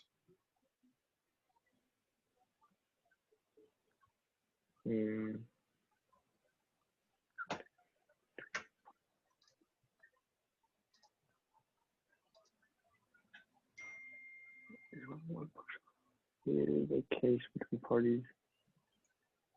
Where is this? Well, let's It's concurrent go through these jurisdiction. fast because It's concurrent. no. Concurrent jurisdiction. Okay, hella definitions. Yeah, what were you saying, Matthew? You wanted to go through this fast so that we can get to what? Go through this fast because Cassandra was saying that she wanted to go to negligence and contract essay questions because she has notes on how those should be answered. Okay. And then Oscar says, would you guys mind if we go over how we would answer essay questions instead, since we can do this at home? Okay. Yeah, good point. Awesome. Yeah, I'm always open to suggestions, guys, because I don't know what the fuck I'm doing. So yeah, How long are you planning to run this today? Until everyone leaves. Oh, okay. Yeah, I have no time limit. This is set up for 6 hours so far, but like if we need more than 6 hours, today's my day off. So No, okay. I'm here to learn I was the just wondering law. because I can't stay for 6 hours, but I'll stay as long as I can. No worries, brother. So yeah, Cassandra, we can definitely go over how to respond to negligence and contract essay questions because I don't know how to do that, and any guidance would be great. So. Excuse me. Yeah, so we have notes over what he wanted specifically in those 2 essay questions. So I'll just read through them first and then you can organize them how you want to. Let me know when you're ready. Yeah, I'm ready. Right. Thank you. So the first one says, for negligence, notice that there was no intent to, what the fuck is it saying? Sorry. Give me a second. For negligence. There was no intent to notice that there was no intent to harm, but someone was injured. So there has to be an injury. There was no intent to harm, but someone was injured.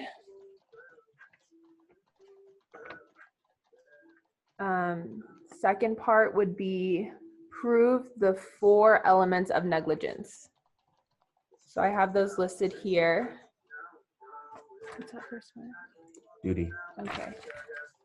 So duty, how you should already act in a society. This is describing duty, by the way. Okay.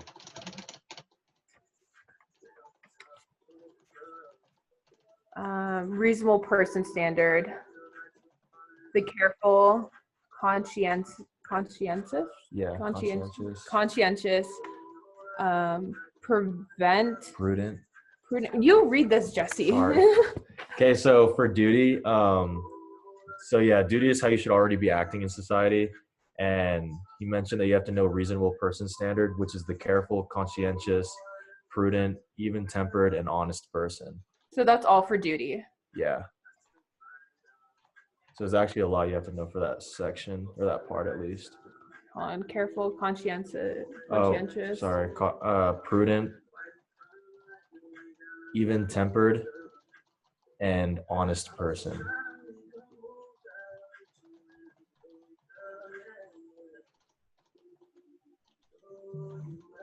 And so for a duty, you have to prove that this individual is charged for a foreseeable cause, but you didn't do anything to stop it. So that would be considered as duty, and that would make a negligence case like liable, I guess. So hold on. So yeah, a foreseeable cause, and yeah, if you didn't do anything to stop it. And then the second Hold part. on. Oh, sorry. Oh, you can keep going, man. I'm listening. Yeah. So Second one would be yeah, the second one is breach. And that's if a person was not acting like the reasonable person standard and the duty is breached, or then the duty is breached.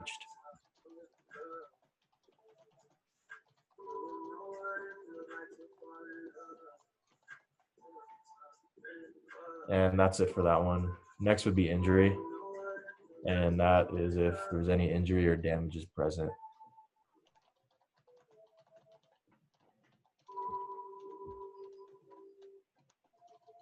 And the last one's causation. That one's if, so all he said was, but for the conduct, would the accident have happened? That's all he said in the lecture. And I put in parentheses, it's harm plus conduct.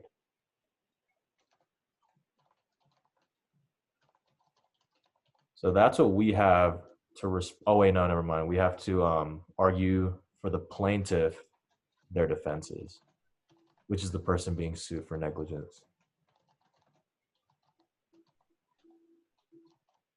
And then I have a list of 4 defenses, or the 4 defenses that you have to know, that we have to know at least. 4 defenses, what are those? Oh, assumption of the risk. Okay. Abnormal misuse of a conduct. is that conduct or product? Abnormal misuse. Oh, product. My bad. Misuse of a product. Comparative negligence.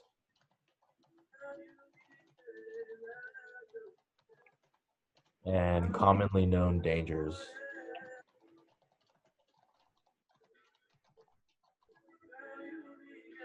So that's how you're supposed to respond to a negligence question. And if you guys have anything else, like how you're supposed to, then that would help. But that's what we got. So. And then after that, we can go over contract. Yeah. Oh, that's just negligence. Okay, great. Was this class, was this negligence class the one where he did like an example of the hot coffee burning that old lady? I thought that was assault. Is it? I'm not gonna lie, I don't even pay attention to the examples. Yeah, no, it was negligence. Oh no, that was negligence. Should we go over that topic just so we can like get an idea of how we would apply these, like how we would apply this outline to one of those questions? Yeah. Yeah, as long as you have the outline. Do you guys agree with like how it should be outlined, or? Yeah, that's what I have in my notes as well. Okay, for sure. Because yeah, that's what you mentioned, and I mean I don't really pay too much attention to the examples, because as long as you know the outline, and you kind of just have to plug it in, like the situations, you know. But I think it'll be good practice for it. Yeah. Sorry, really quick. So my question is like with duty, right? Like how you guys spelled out. Connor, would you mind going back to the thing you just had open? So like duty. So is duty? Do we have to apply that to like in that case like McDonald's or the lady that got burnt? McDonald's. McDonald's has a duty of care because they're they're providing the service. Okay. Yeah. Causation. So all of these 4 things we would have to apply to duty to the person being sued, or corporation in this case. Exactly. Yes. Would Okay. that consider the defendant? Yeah, I'm gonna add that. That's good. I don't know whether or not it would be considered as that. Would McDonald's be considered the defendant? Oh yeah. Okay, there we go. Yeah, I Never think so. mind. Answer solved. All right. So do you guys want to go over the McDonald or the coffee example? Yeah. Okay. Yeah. Does anyone know? That's in the. Can you pull it up on your computer? Yeah. I think it's going to be in the negligence. It's on Canvas. Yeah. There's also like this Texas law review. Like this law firm has like every single fact. I sent it in the group me at one point. I can find it again and add it in the chat, and I'll give you like the specific details of the case. Where'd you find it? What is you said it's from Texas or something? Yeah, some Texas law firm. How do I search this? How much detail are we going to get on our essay questions? Does it just outline like the basic issue and then we have to go off of that, or is it going to be like a full case? Yeah, that's the question, isn't it? Another thing you guys should probably know. For essay questions, he suggested looking at the end of the question, and apparently the topic is bolded. So, like, apparently you have to start, or he suggested starting at the end of an essay question, because that'll let you know whether or not it's a tort question, a negligence question, criminal law, et cetera. Oh, that's nice. So yeah, he mentioned that last Tuesday. You guys want to write that down? Yeah, my guess is we're gonna just, for every essay question, we're gonna get something like this, and then like you said, at the end of it, it has the question. Yeah, it'll mention the fact, whatever it is. So that way it'll save you time. So you don't have to read through the entire thing, try to figure out whether or not, it's a thing, or whether or not what kind of question it is, So. Okay, so for tort questions, we just do this stuff. For negligence, we do that. So we were trying to get up the example of McDonald's, eh? Mm-hmm. Is it in the book? It's in the video. It's in the video. Yeah, and we're looking at it soon. That's the penny. Oh, shit. This is the injury example. Are we looking for the hot coffee one? Is that the one Yeah. we're gonna go over? Okay. Is there two negligence ones? No. It should be back more. It should be with McDonald's, I In the think. beginning.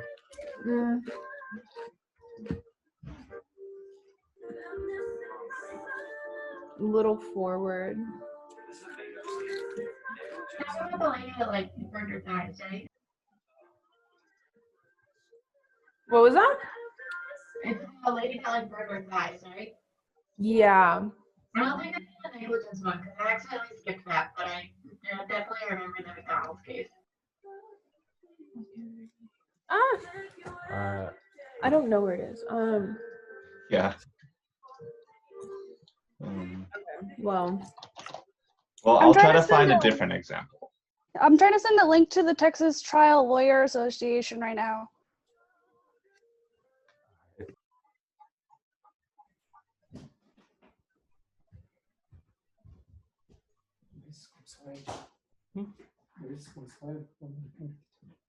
Ollie.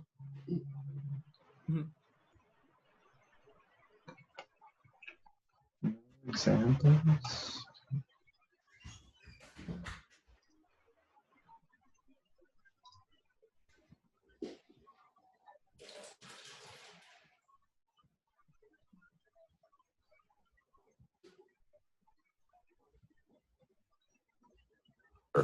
Very, very bad. What the heck?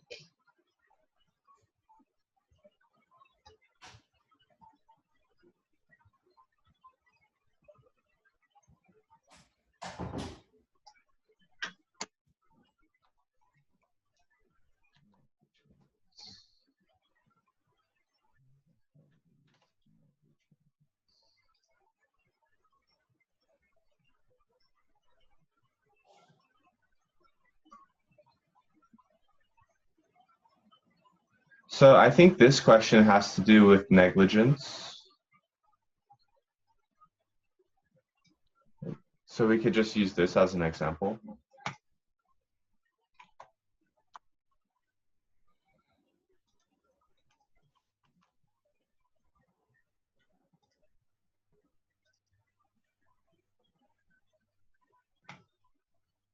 Unless you guys found the Oh, it looks like Taylor sent the fact pattern for the McDonald's case. Cool.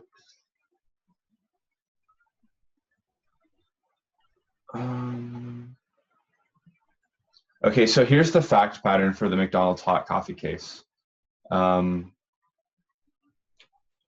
Let's see. A woman spills McDonald's coffee, gets sued, sues for $3 million and wins. Okay, so negligence essay question. So notice that there was not intent to harm, but somebody was injured. So lady was injured by coffee. Are we supposed to write something for this part? I think you would just to like to start it out, to like jumpstart. Oh, like the issue. Yeah, just say plaintiff was injured through negligence on part of McDonald's for hot coffee or something like that. Sorry. That first part, I just wrote that down to help me.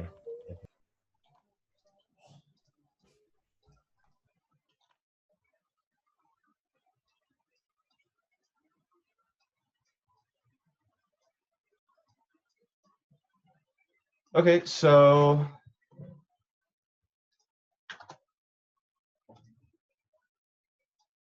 we need this, right? And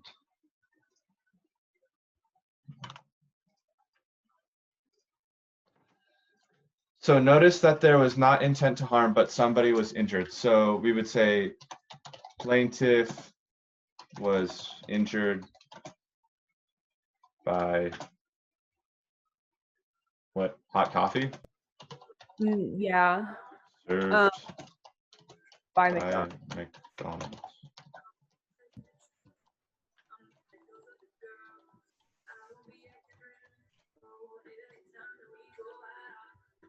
That's literally all we'll have to write there? I would guess so. I mean, obviously complete sentences and make it flow, but Yeah, okay. And then now we have to prove the four elements of negligence. We have to prove like that McDonald's didn't uphold their duty, right? that they weren't careful, conscientious. I cannot say that word. That word, prudent, even-tempered, and honest person, I guess. Okay, so Wait, prudent and even-tempered the same thing, or are they separated? They're separated. Okay, so prudent and even-tempered. There we go. Yeah. You said in the lecture that you have to know those 6 or whatever. 4. Or 4. Yeah. Okay, so they weren't careful, obviously, because. So wait, what happened? Did the coffee just drop on her, or did she spill it on herself, or? From what I remember, it's that her grandson gave her the coffee and then she spilled it on herself. Okay. She was holding it in between her legs as they were driving. Okay. So I guess there's so many different factors that can go into this. I guess one was their labels on the cup that it said hot. Was the coffee up to the even temp, the company mandated temperature that it should be at served? I guess those would be part of the careful and conscientious portions.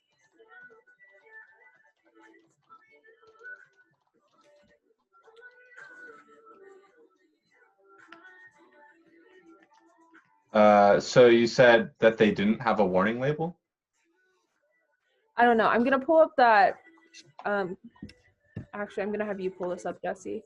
I'm gonna pull up the link just to read through it a little bit, and just to make sure that what is going on, that I have all the right facts. Where are you? Well, the main issue is that when they pour the coffee in the cup, they didn't want it to be cold. So when they handed it off to a person, it was 190 degrees Fahrenheit. And that's not a safe drinking temperature, holding temperature. Like, you want it at 95, not 190. And so that's the main. Yeah, they weren't up to company standards for what their coffee should be served at. Or that was the company standard, that they didn't lower it down. That's like every single McDonald's had to have it at that temperature, which wasn't safe. All right, even better then. It was just too hot to be humanly consumed. So McDonald's did not uphold their duty because they were serving coffee that was too hot and could cause burns, but didn't do anything to like prevent that from happening. Yes, basically. So Okay. McDonald's did not uphold their duty because their serving temperature was too hot, and yeah.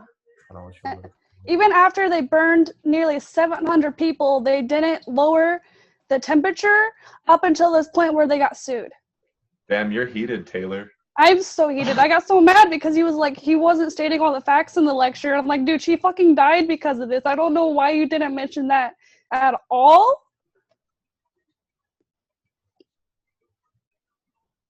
So which was known to cause burns and still failed to prevent further injury.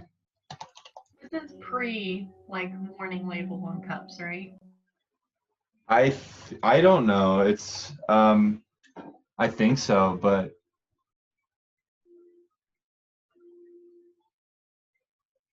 probably that would be a question you'd have to Google, but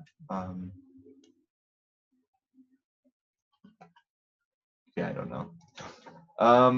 So they did not uphold their duty because they were serving hot coffee,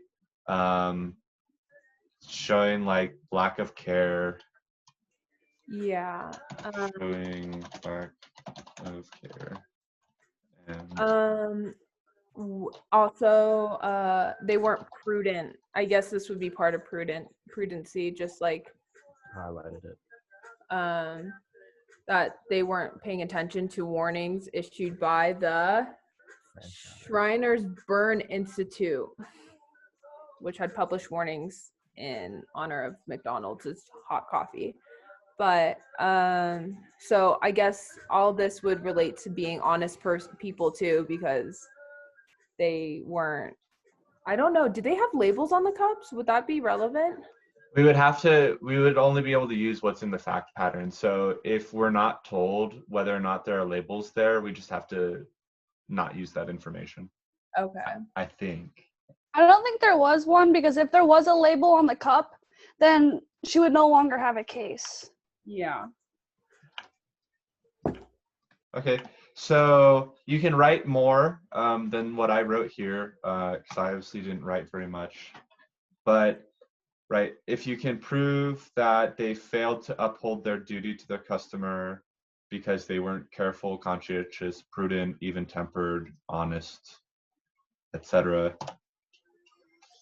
And there was a foreseeable cause of injury, and they didn't do anything to prevent that, right? Because they know that people were getting burnt, but they weren't doing anything to prevent it. So,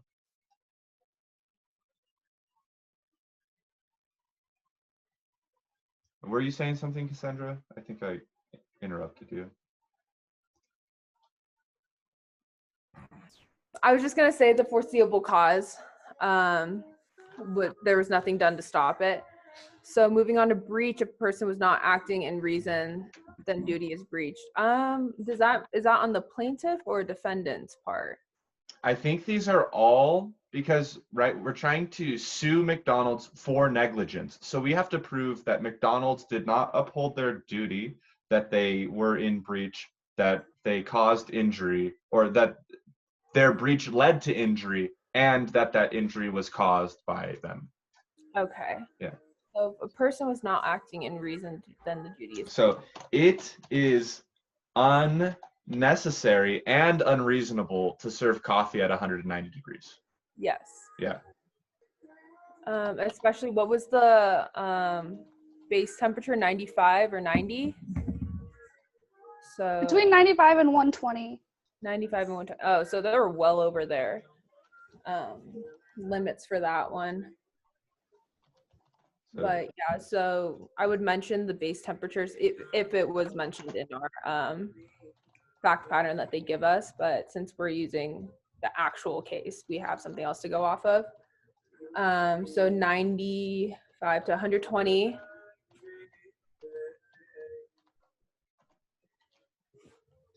The dog's gonna come in. Caution.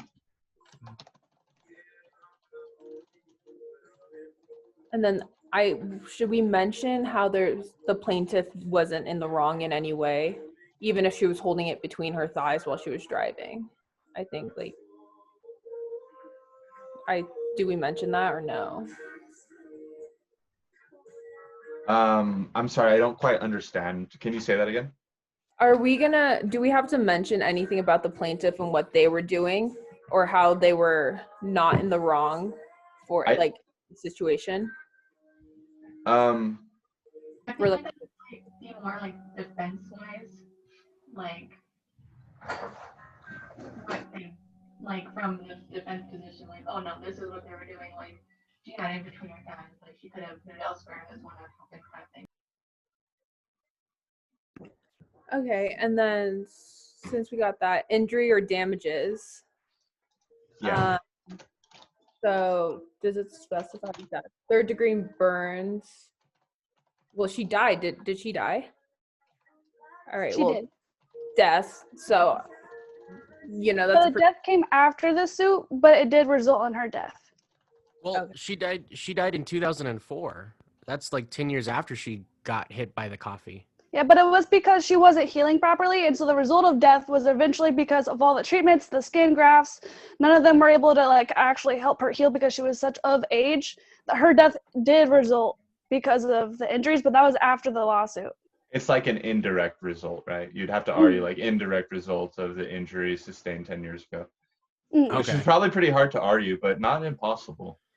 I think for at least what we have now, we should just mention what injuries she sustained from the accident itself. Yeah, so because McDonald's is in breach of their duty to act, prudently, whatever, the plaintiff the plaintiff spilt coffee and received injury, because of their breach of duty.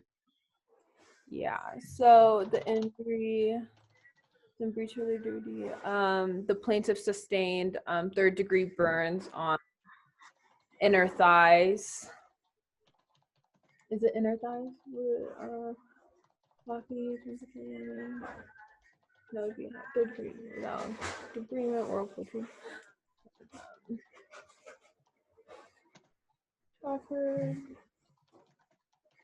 Okay, so she received 3rd degree burns over 16% of her body.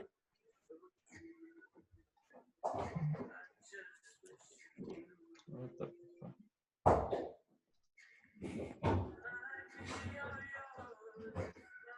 Oh no. Wait, what's going on here?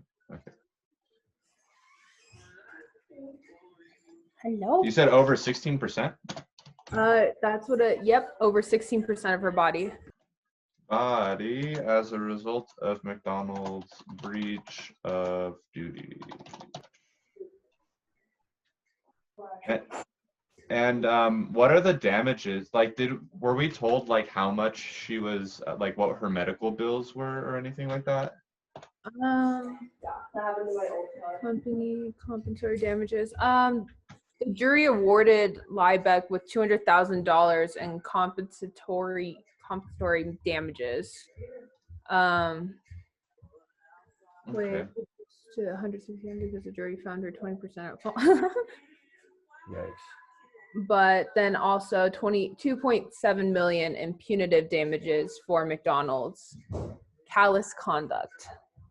Okay, so this doesn't tell us like, how much she had to pay for surgery or anything like that. So I guess, in damages, do we include what's in her settlement or no? Well, I don't think so. I don't think Okay. we were given that information in that actual fact pattern. So I think with injury, I think this is basically the extent of the injury. I think you could probably elaborate further on it, but the plaintiff sustained 3rd degree burns on over 16% of her body as a result of McDonald's breach of duty. Or I guess this is as a result is what we have to prove here in causation, right? So How did McDonald's cause this lady to be burned? Well, on the thing, it says McDonald's one admitted that it has known about the risk of serious burns from its coffee. So causation, but for the conduct, would the accident have happened? So if McDonald's wasn't serving coffee that was hot enough to give you 3rd-degree burns, she wouldn't have got 3rd-degree burns, right? Yes. Okay. So had McDonald's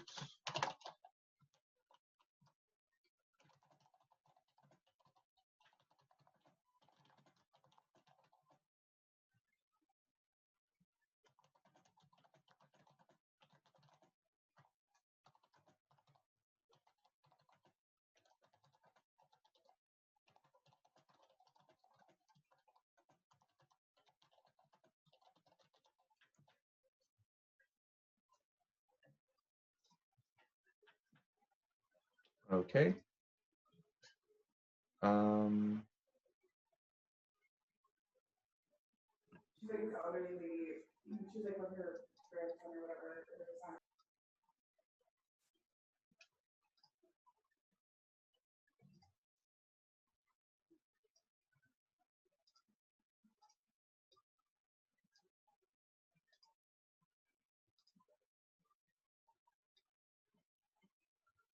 Okay, so I think we have basically outlined the that McDonald's has failed to uphold their duty, that they've breached their duty, which led to injury caused by McDonald's. So I think this is all good. And then, so I think we've proved negligence. Have we? Is that right? Yeah. Definitely have.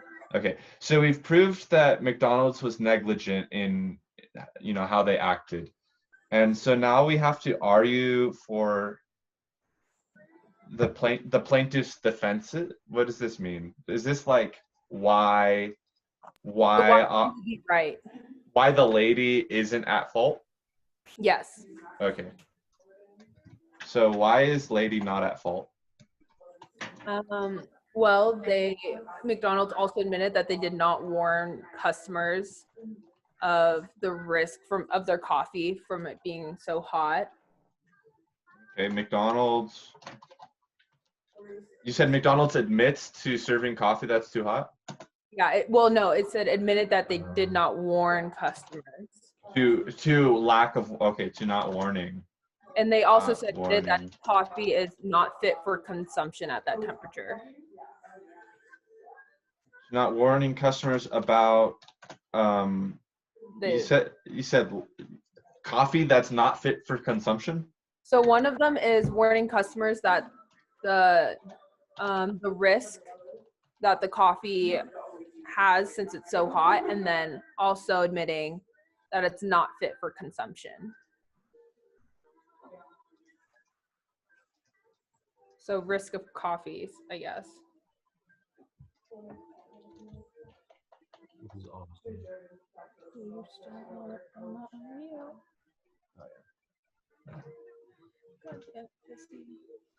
Okay, and also like another argument for the plaintiff, it's like really common to spill a drink when you buy it in the drive-through, right? Like, I feel like that's a pretty good defense.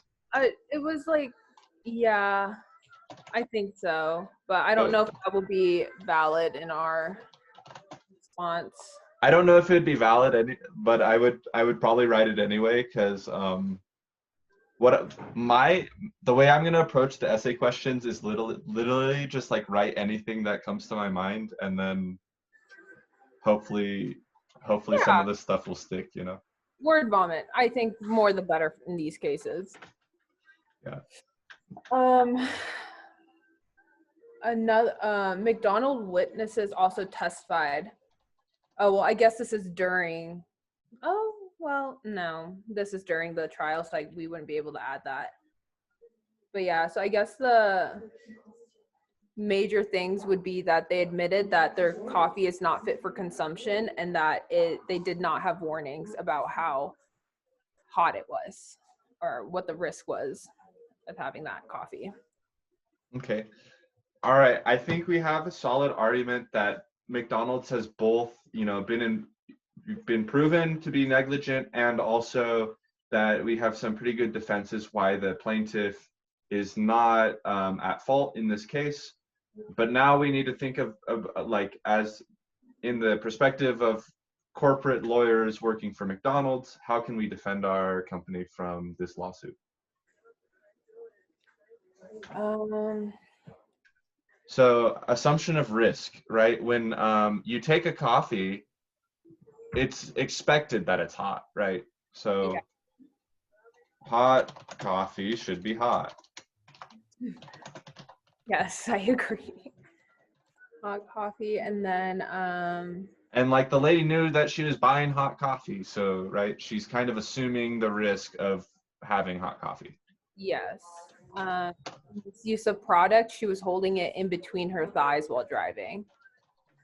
Yeah, so right, you shouldn't hold drinks between your thighs. That's what cup holders are made for. Exactly. Was she driving the vehicle? I don't remember if she was driving the vehicle. I think In it. she's passenger seat, and her grandson was driving her to McDonald's. Yeah. On the thing, Okay. it says that it was dropped in her lap through the service window. It was dropped in her lap through the service window. Yeah, that's what it says on the fact sheet. Damn, I didn't know. That's crazy. So she didn't spill it on herself. It was spilled on her by an employee. Oh wow. I mean, yeah, no, then like McDonald's is extra responsible. Shit. Yeah, so right, they have even more. They failed to uphold their duty even further by, not transferring the product to the customer as intended. Properly. And yeah, and so that fact, this is what's going to be really important about what he was saying about like doing surgery on the fact patterns and really understanding like what each occurrence is explaining, because just having that fact that it was dropped on her may make some of our defenses invalid, or it may make, we could probably make a stronger argument now. So Can you imagine being the poor underpaid employee that did that to an old lady? Oh, yeah, bro, I would. The guilt. Oh my god. Game over. Oh, yeah. So misuse of product. I don't think we can argue that she was misusing the product, but we might be able to argue that there's some sort of comparative negligence here. Like, yeah, it's part of the employee's fault that, they dropped it, but it's also part of the lady's fault that she didn't grab it like strong, She didn't have a strong grip on it. So there's some comparative negligence there. Like, Does it say? so there might be an argument there for comparative negligence. Hey, Connor, really quick for the defenses, do we have to make an argument for all four? No. Or would it just be like whatever applies? I don't think we have to make an argument for all four, but like's been said earlier, like the more you have, the more likely you are to get a better grade. All right. Okay, so looking at this this thing Taylor sent, it says that she was in the passenger seat trying to remove the lid while the cup was securely between her knees. Oh, she wanted to remove the lid. Yes. Removing lid is that misuse of product though? Because like the lid's on there and it's removable. I think I think you might be able to make an argument, so I'm just gonna put it. I think the fact that she was holding it in between her legs, like, it goes back to that whole like reasonable person thing, like there's that possibility that you can spill it, so you probably shouldn't. Yeah, holding between legs. So that's Get over this. use of product. Commonly known danger is also hot coffee burns, or hot coffee can burn you. Okay, so I think we got this hella covered. I got too much text on the screen that you can't even read it, so I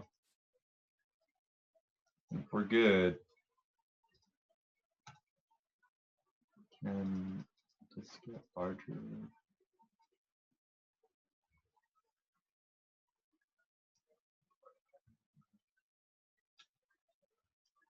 Okay, so does anyone have anything else to bring up in regards to this question?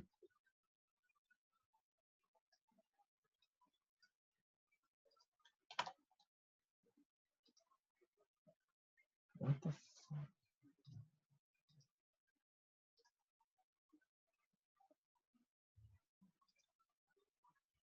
No? Okay, so nothing else about this question, then we're gonna move on.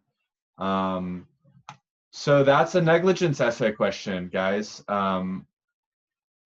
That's how we're gonna outline it. You have to first notice that there was not intent to harm, but somebody was injured. Okay, if there was intent to harm, this is not negligence. It's battery or assault or something like that. It's criminal, or it's an intentional tort. Okay, so notice that there was not intent, but somebody was injured, and then outline how the defendant was in breach of their duty and how that breach led to injury caused by the defendant. Okay, then give defenses. So I think that was super helpful. That was super helpful for me. So at least having this outline is going to be something that I'm going to put on my notes sheet.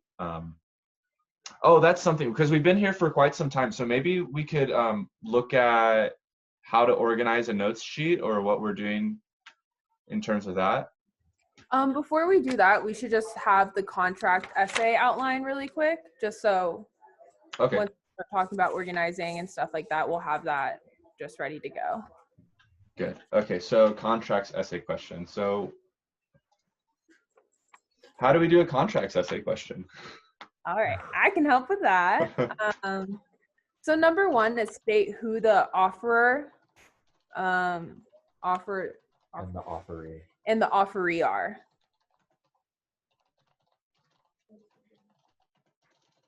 So the offerer makes the offer, and the offeree takes it.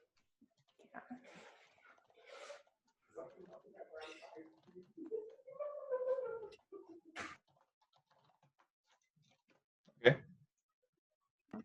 All right, so number two would be prove the 4 elements of a valid contract. Gosh, I can't type. Prove 4 elements of valid contract. Okay, and what are those? All right, the first one's agreement. And the agreement definition is include an offer and acceptance. And there's other little check marks that will go under agreement. So offer provides is that promise? Promise slash Offer. commitment. So the offer promise. Slash. Oh, that's the definition of an offer. Oh, okay. Here's the definition of an offer. Not an offerer, but an offer. Oh yeah, you got it. So promise slash commitment to do or refrain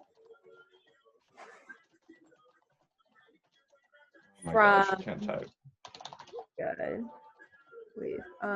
Refrain from doing a specified thing in the future. Okay, so it's an offer. Great. All right, the next part of agreement would be state the offer, whether it is state the offer, whether it is one of these. And then I'm just gonna list those. One is renovation. Our offer speaks to offeree before the offeree can do anything. Offer takes it into what? What did I say? Takes it into. Oh, then the offer takes it back. Then the offerer takes it back. It's like I tell you that I want to buy your car, and then I don't want to do it anymore. Okay. And then the next one would be. What'd you call that? What'd you call that? That's renovation. Renovation. Yes. Okay. Next one would be rejection. Offerer speaks to offeree. offeree rejects.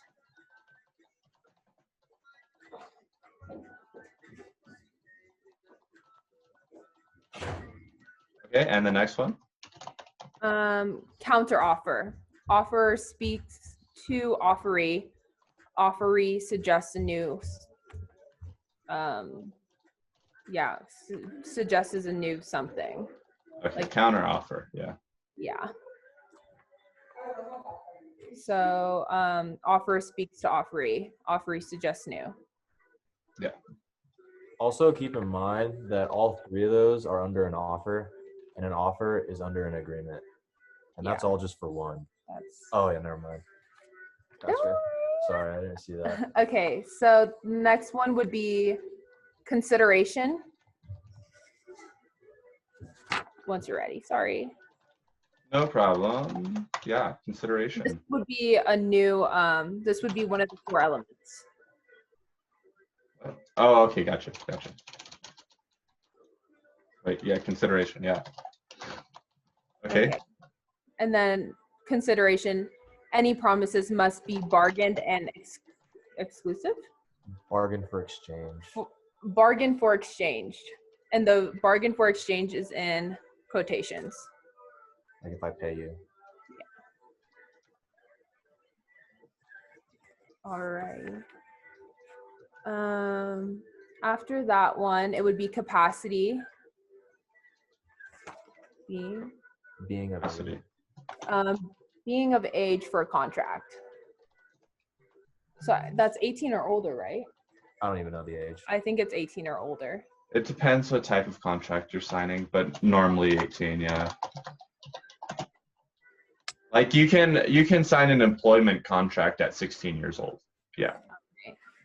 Okay, and then the last one's legality, cannot be an illegal contract.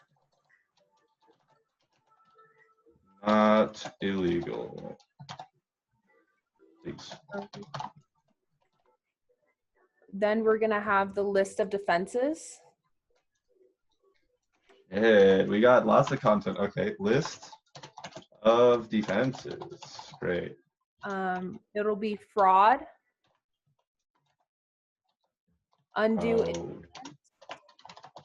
Okay. Is that mistake of law? Mistake of law, and then mistake of facts. And then we have a list of types of contracts too. And so there's actually 4, but I only chose 2 because he only said that you have to know those 2 for the exam. Okay. So in case you didn't hear what Jesse just said, there's 4 of them, but he said we only need to know these 2 for the exam. Yeah, and what are they? Bilateral. And unilateral. Yes. Do you want the definitions for these 2 or no? I know them, but I'll put them here anyway. Bilateral and unilateral. So bilateral, what do you have for the definition? Can be accepted in any way. Oh. I.e. promise for a promise. Yeah, promise for promise can be accepted in any way. Promise for promise. And then unilateral is offer is only acceptable by performing.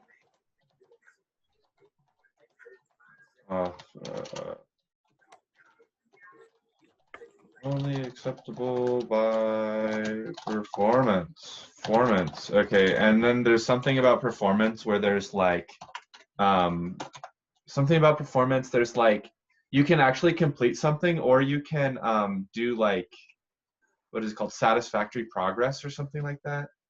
Substantial progress. Is that what it's called? Is that what it's called? I think so. I have no clue. I'm not sure about Oh that. no, it's substantial performance. Substantial performance. So like the example in the lecture was Gandalf hires Bilbo to kill a dragon. After weeks of travel, Gandalf like says that the contract is invalid and he's not going to pay him, but he still owes Bilbo some sort of compensation because Bilbo has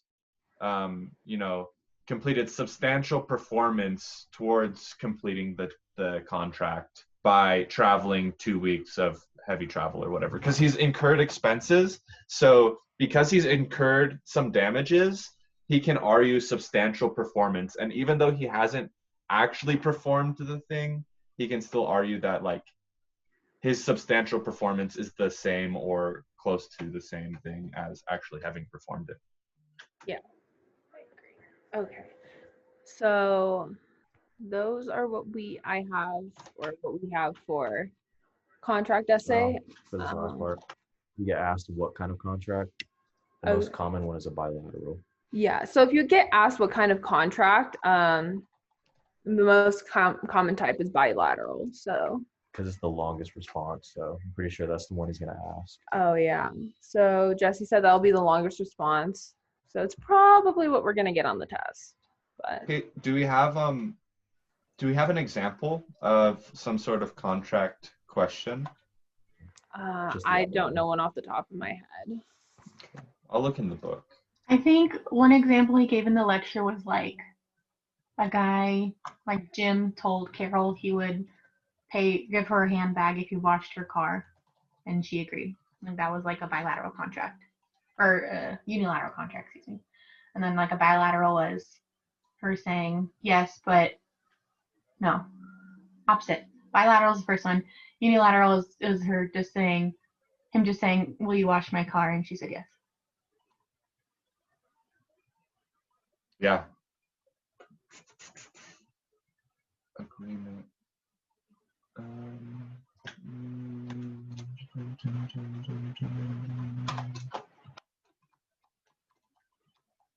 Okay, so I'm going to try to find an essay question for contracts so that we can see. I'll just look at the book. Introduction to Contract Law, summary and exercises. So, okay, we can just, yeah? Oh, sorry. Cassandra, were you guys, did you guys put like the gratuitous promises in your essay question? We did, but if you want to add that, then go ahead and talk about it. The same thing with the other two. Yeah, if you guys have anything you need to add, like definitely ours is not comprehensive. Yeah, it's just like the basis of, it's kind of just plugging in, because for what we have for our outline is just for what we have on our cheat sheet is just the outline of how to respond to one of those questions, like the criminal law, contracts and negligence, and torts. It's kind of just, we just have to plug in like the information you read, you know? So that's what we're doing. You can add whatever you want. And for the types of contracts too, since we gave you the two most important ones you should know at least, the other ones are formal and informal. Okay. So it's bilateral, unilateral, formal, and informal. And you can write those down if you want. I think that we're going to get asked bilateral and unilateral. So that's why I didn't write it down. So.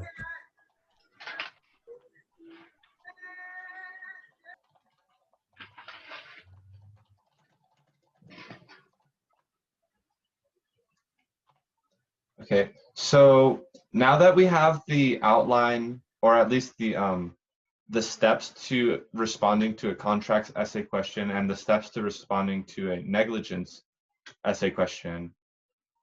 Oh, and tort, we have tort as well, right? Or kind of, yeah. So contracts, negligence, tort. The law, right?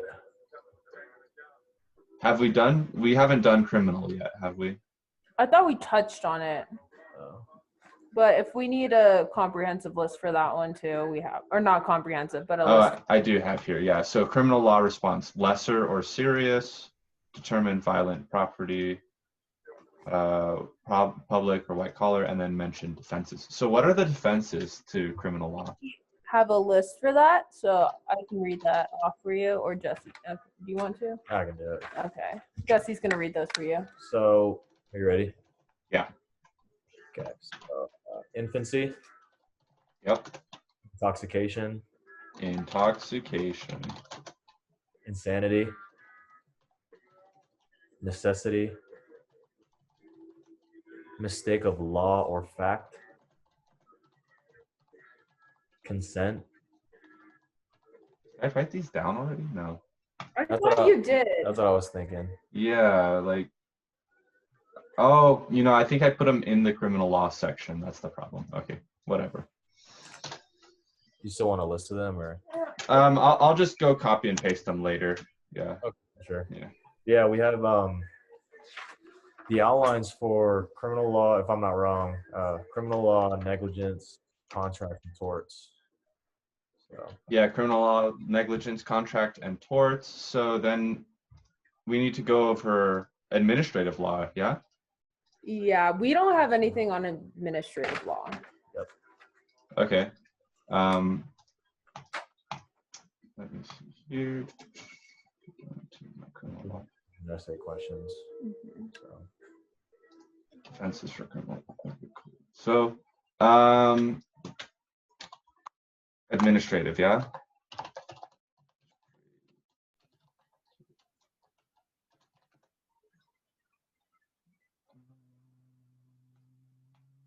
Connor, can you go back to the contracts real quick?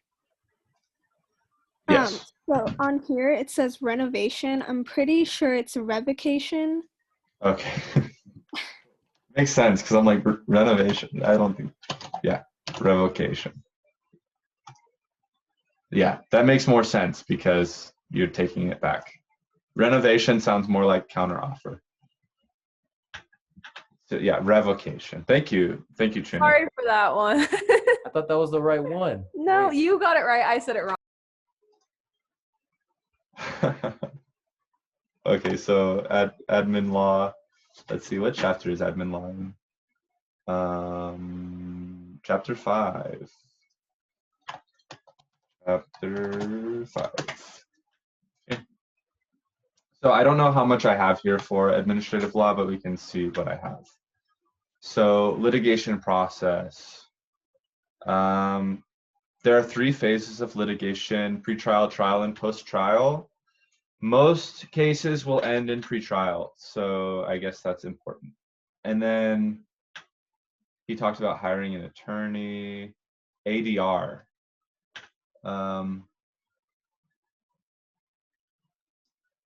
So there are different types of ADR: negotiation, assisted negotiation, mediation, arbitration. This seems like multiple choice question kind of stuff, not really helping us with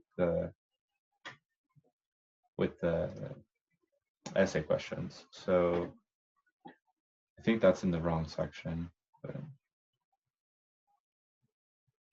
Okay, so administrative agencies can make statutes. Ideal conditions. This is all kind of multiple choice question stuff. Yeah, so agencies, let's I'm gonna go in the book and see what the book says about agencies, because maybe there will be something nice in here.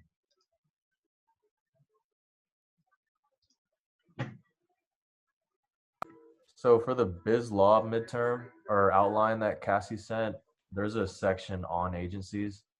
That's everything that we need to know for the exam. If you, I don't know, if you want to save time, just look through that. Because on the outline, it actually shows like how to create an agency and like the small things that we'll need to know for either an essay question or a multiple choice question.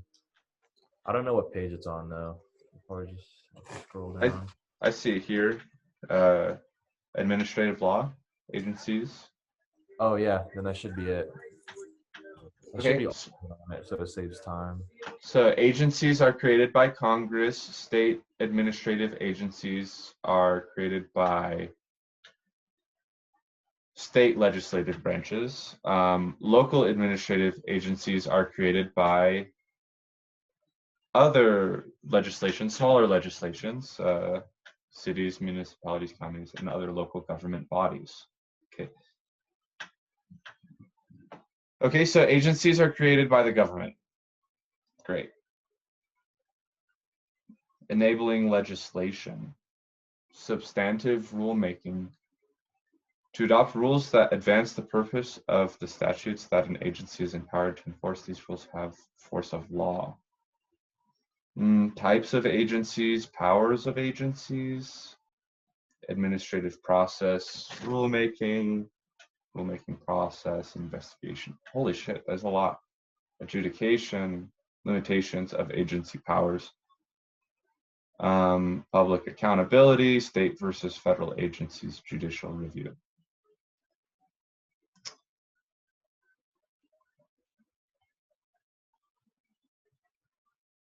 Okay, well, what kind of stuff would they even ask us about agencies? So, yeah. Okay, so it's basically just asking us stuff, I mean, pretty similar stuff to what it was asking before. Equal Opportunity Employment Commission seeks data about the racial composition of Terrific Textiles labor force. Terrific refuses on the grounds that inadvertent disclosure of the numbers might cause certain elements. Oh, we read this one earlier, that's why. What's the result? I don't fucking understand this, man.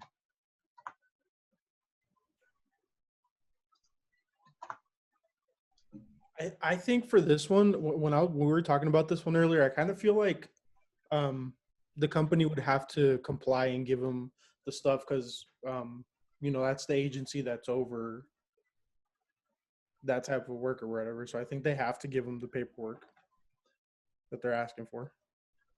Yeah, I think you're right. Actually, that you just like sparked something in my head, right? The EEOC has, like, these agencies, they have power not only to make rules, but to enforce rules. And also in the power of enforcing rules, they have the power to like do subpoenas and like the discovery process, essentially. So because they make rules and govern rules about equal employment, they have the ability to prosecute companies and also like enforce these laws, these rules. So being able to enforce this rule, they would have to have access to the hiring data of the company. I agree with you, Oscar. Thanks, bro.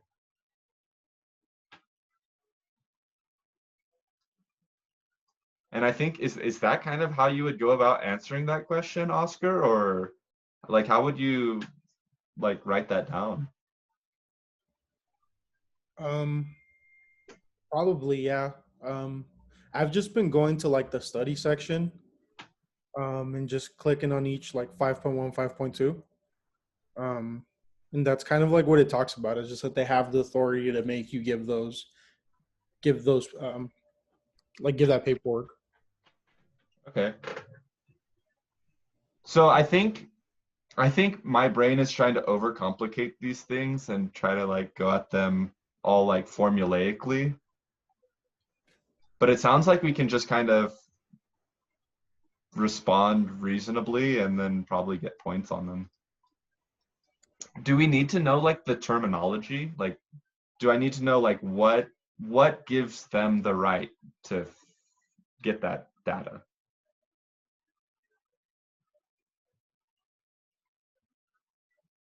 Because like I understand that they have the right to get the data, but like, do we have to know why?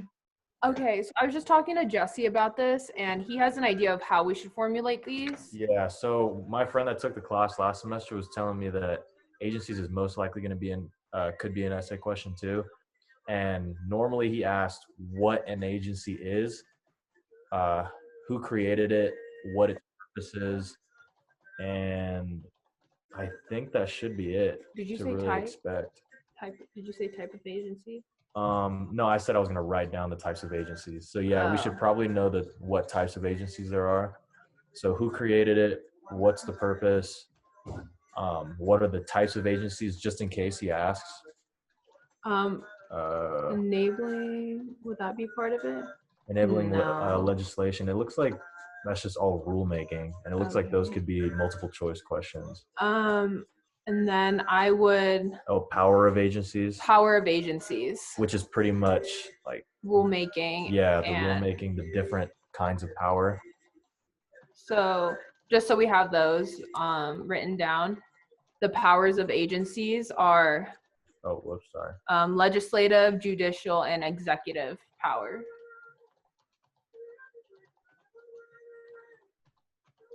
So I think we'd have to reference those and what agency falls into which if we have this question. And I can't see them doing a case study on agencies. I think Agent- it's just Agencies have all of these powers, right? Every agency has all of these powers. they do. Yeah, because that's why they're called semi-tyrannical. Oh. Yeah, Oh, that's semi-tyrannical. right. Wait, wasn't there a question on agencies? A what? Wasn't there a discussion question on agencies? Or maybe. I don't remember. I feel like that would be helpful just to reference when talking about them. Let me pull up Canvas.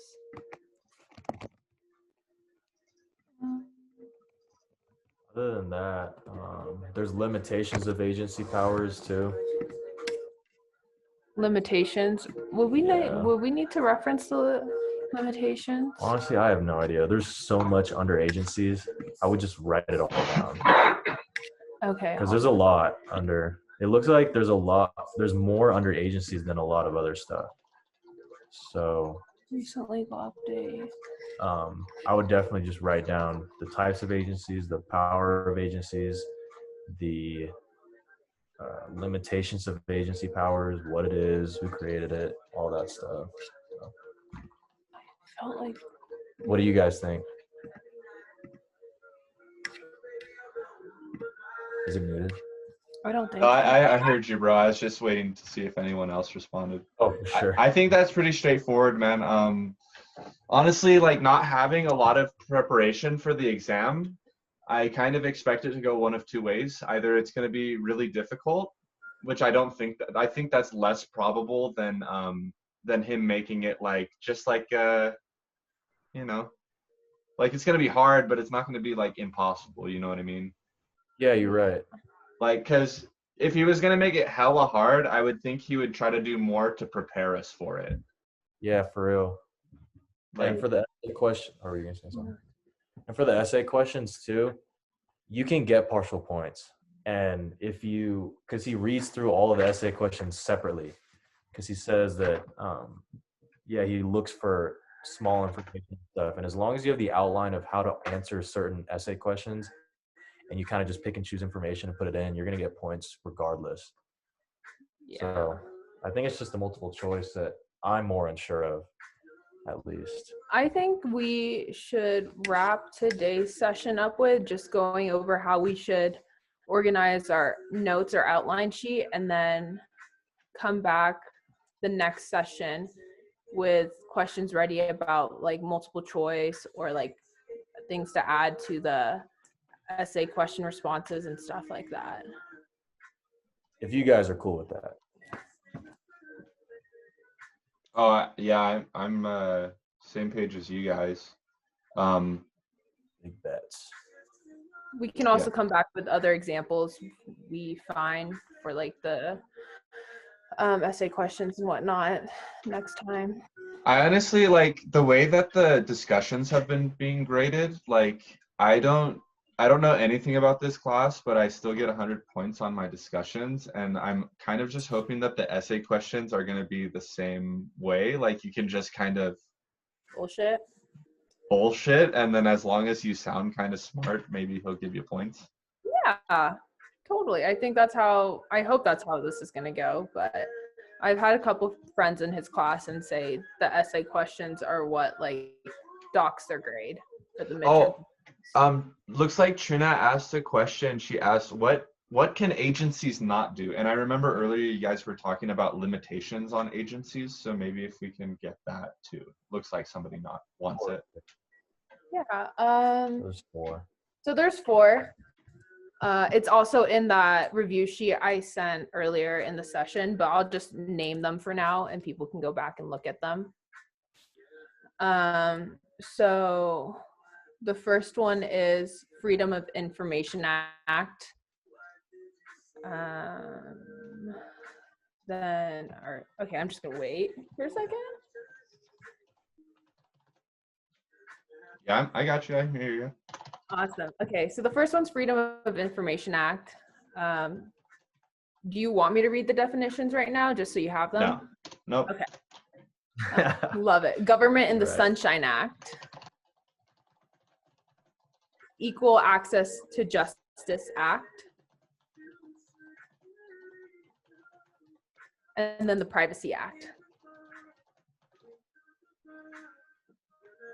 Okay. And if you guys need to know what the definitions to these words are, they might be in the PowerPoint somewhere. They might be, well, they're definitely in your book. But if you don't have the book, there's a PDF somewhere. I'll share it in this PowerPoint too. So, all right. So yeah, let's go ahead and talk about how we can do the outlines, because I have not started my outline, and I know that that's going to be the only thing that makes me sound in my essay questions like I actually know anything about law. So.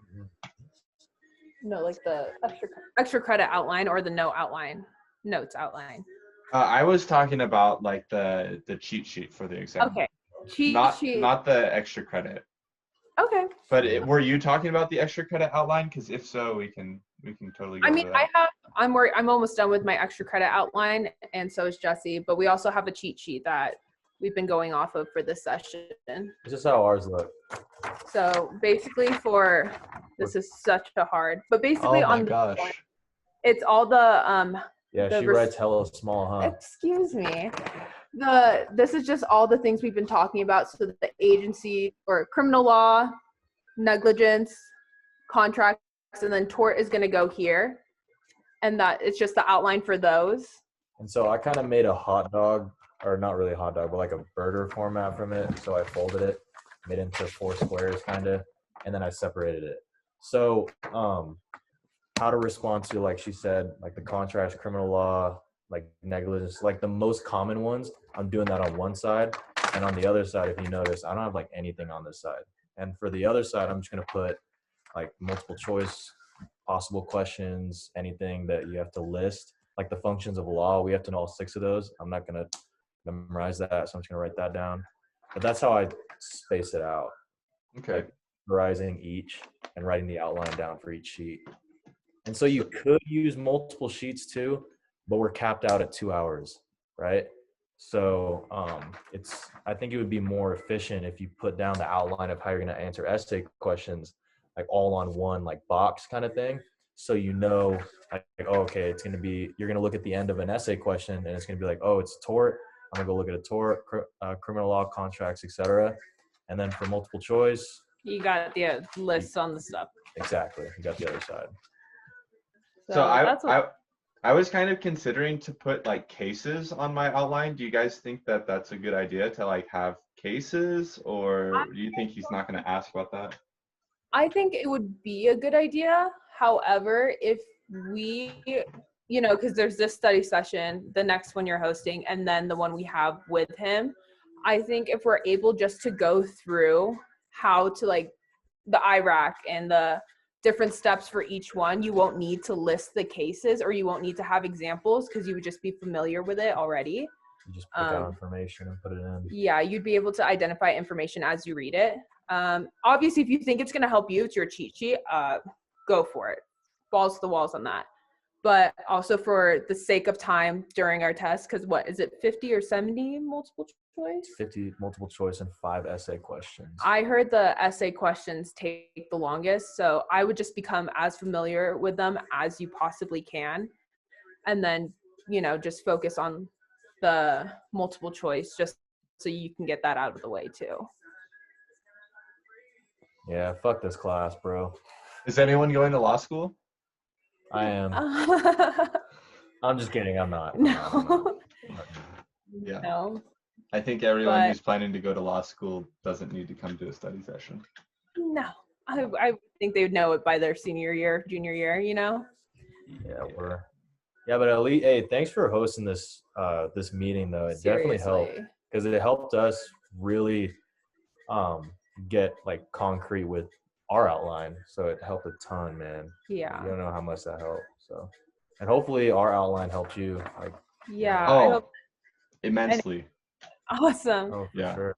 But yeah, so for the cheat sheet, I would just put, key qualities down you need to know, or key facts you need to know, How to or respond. like list of things, because I feel like there's a lot of lists we need to know going into this test.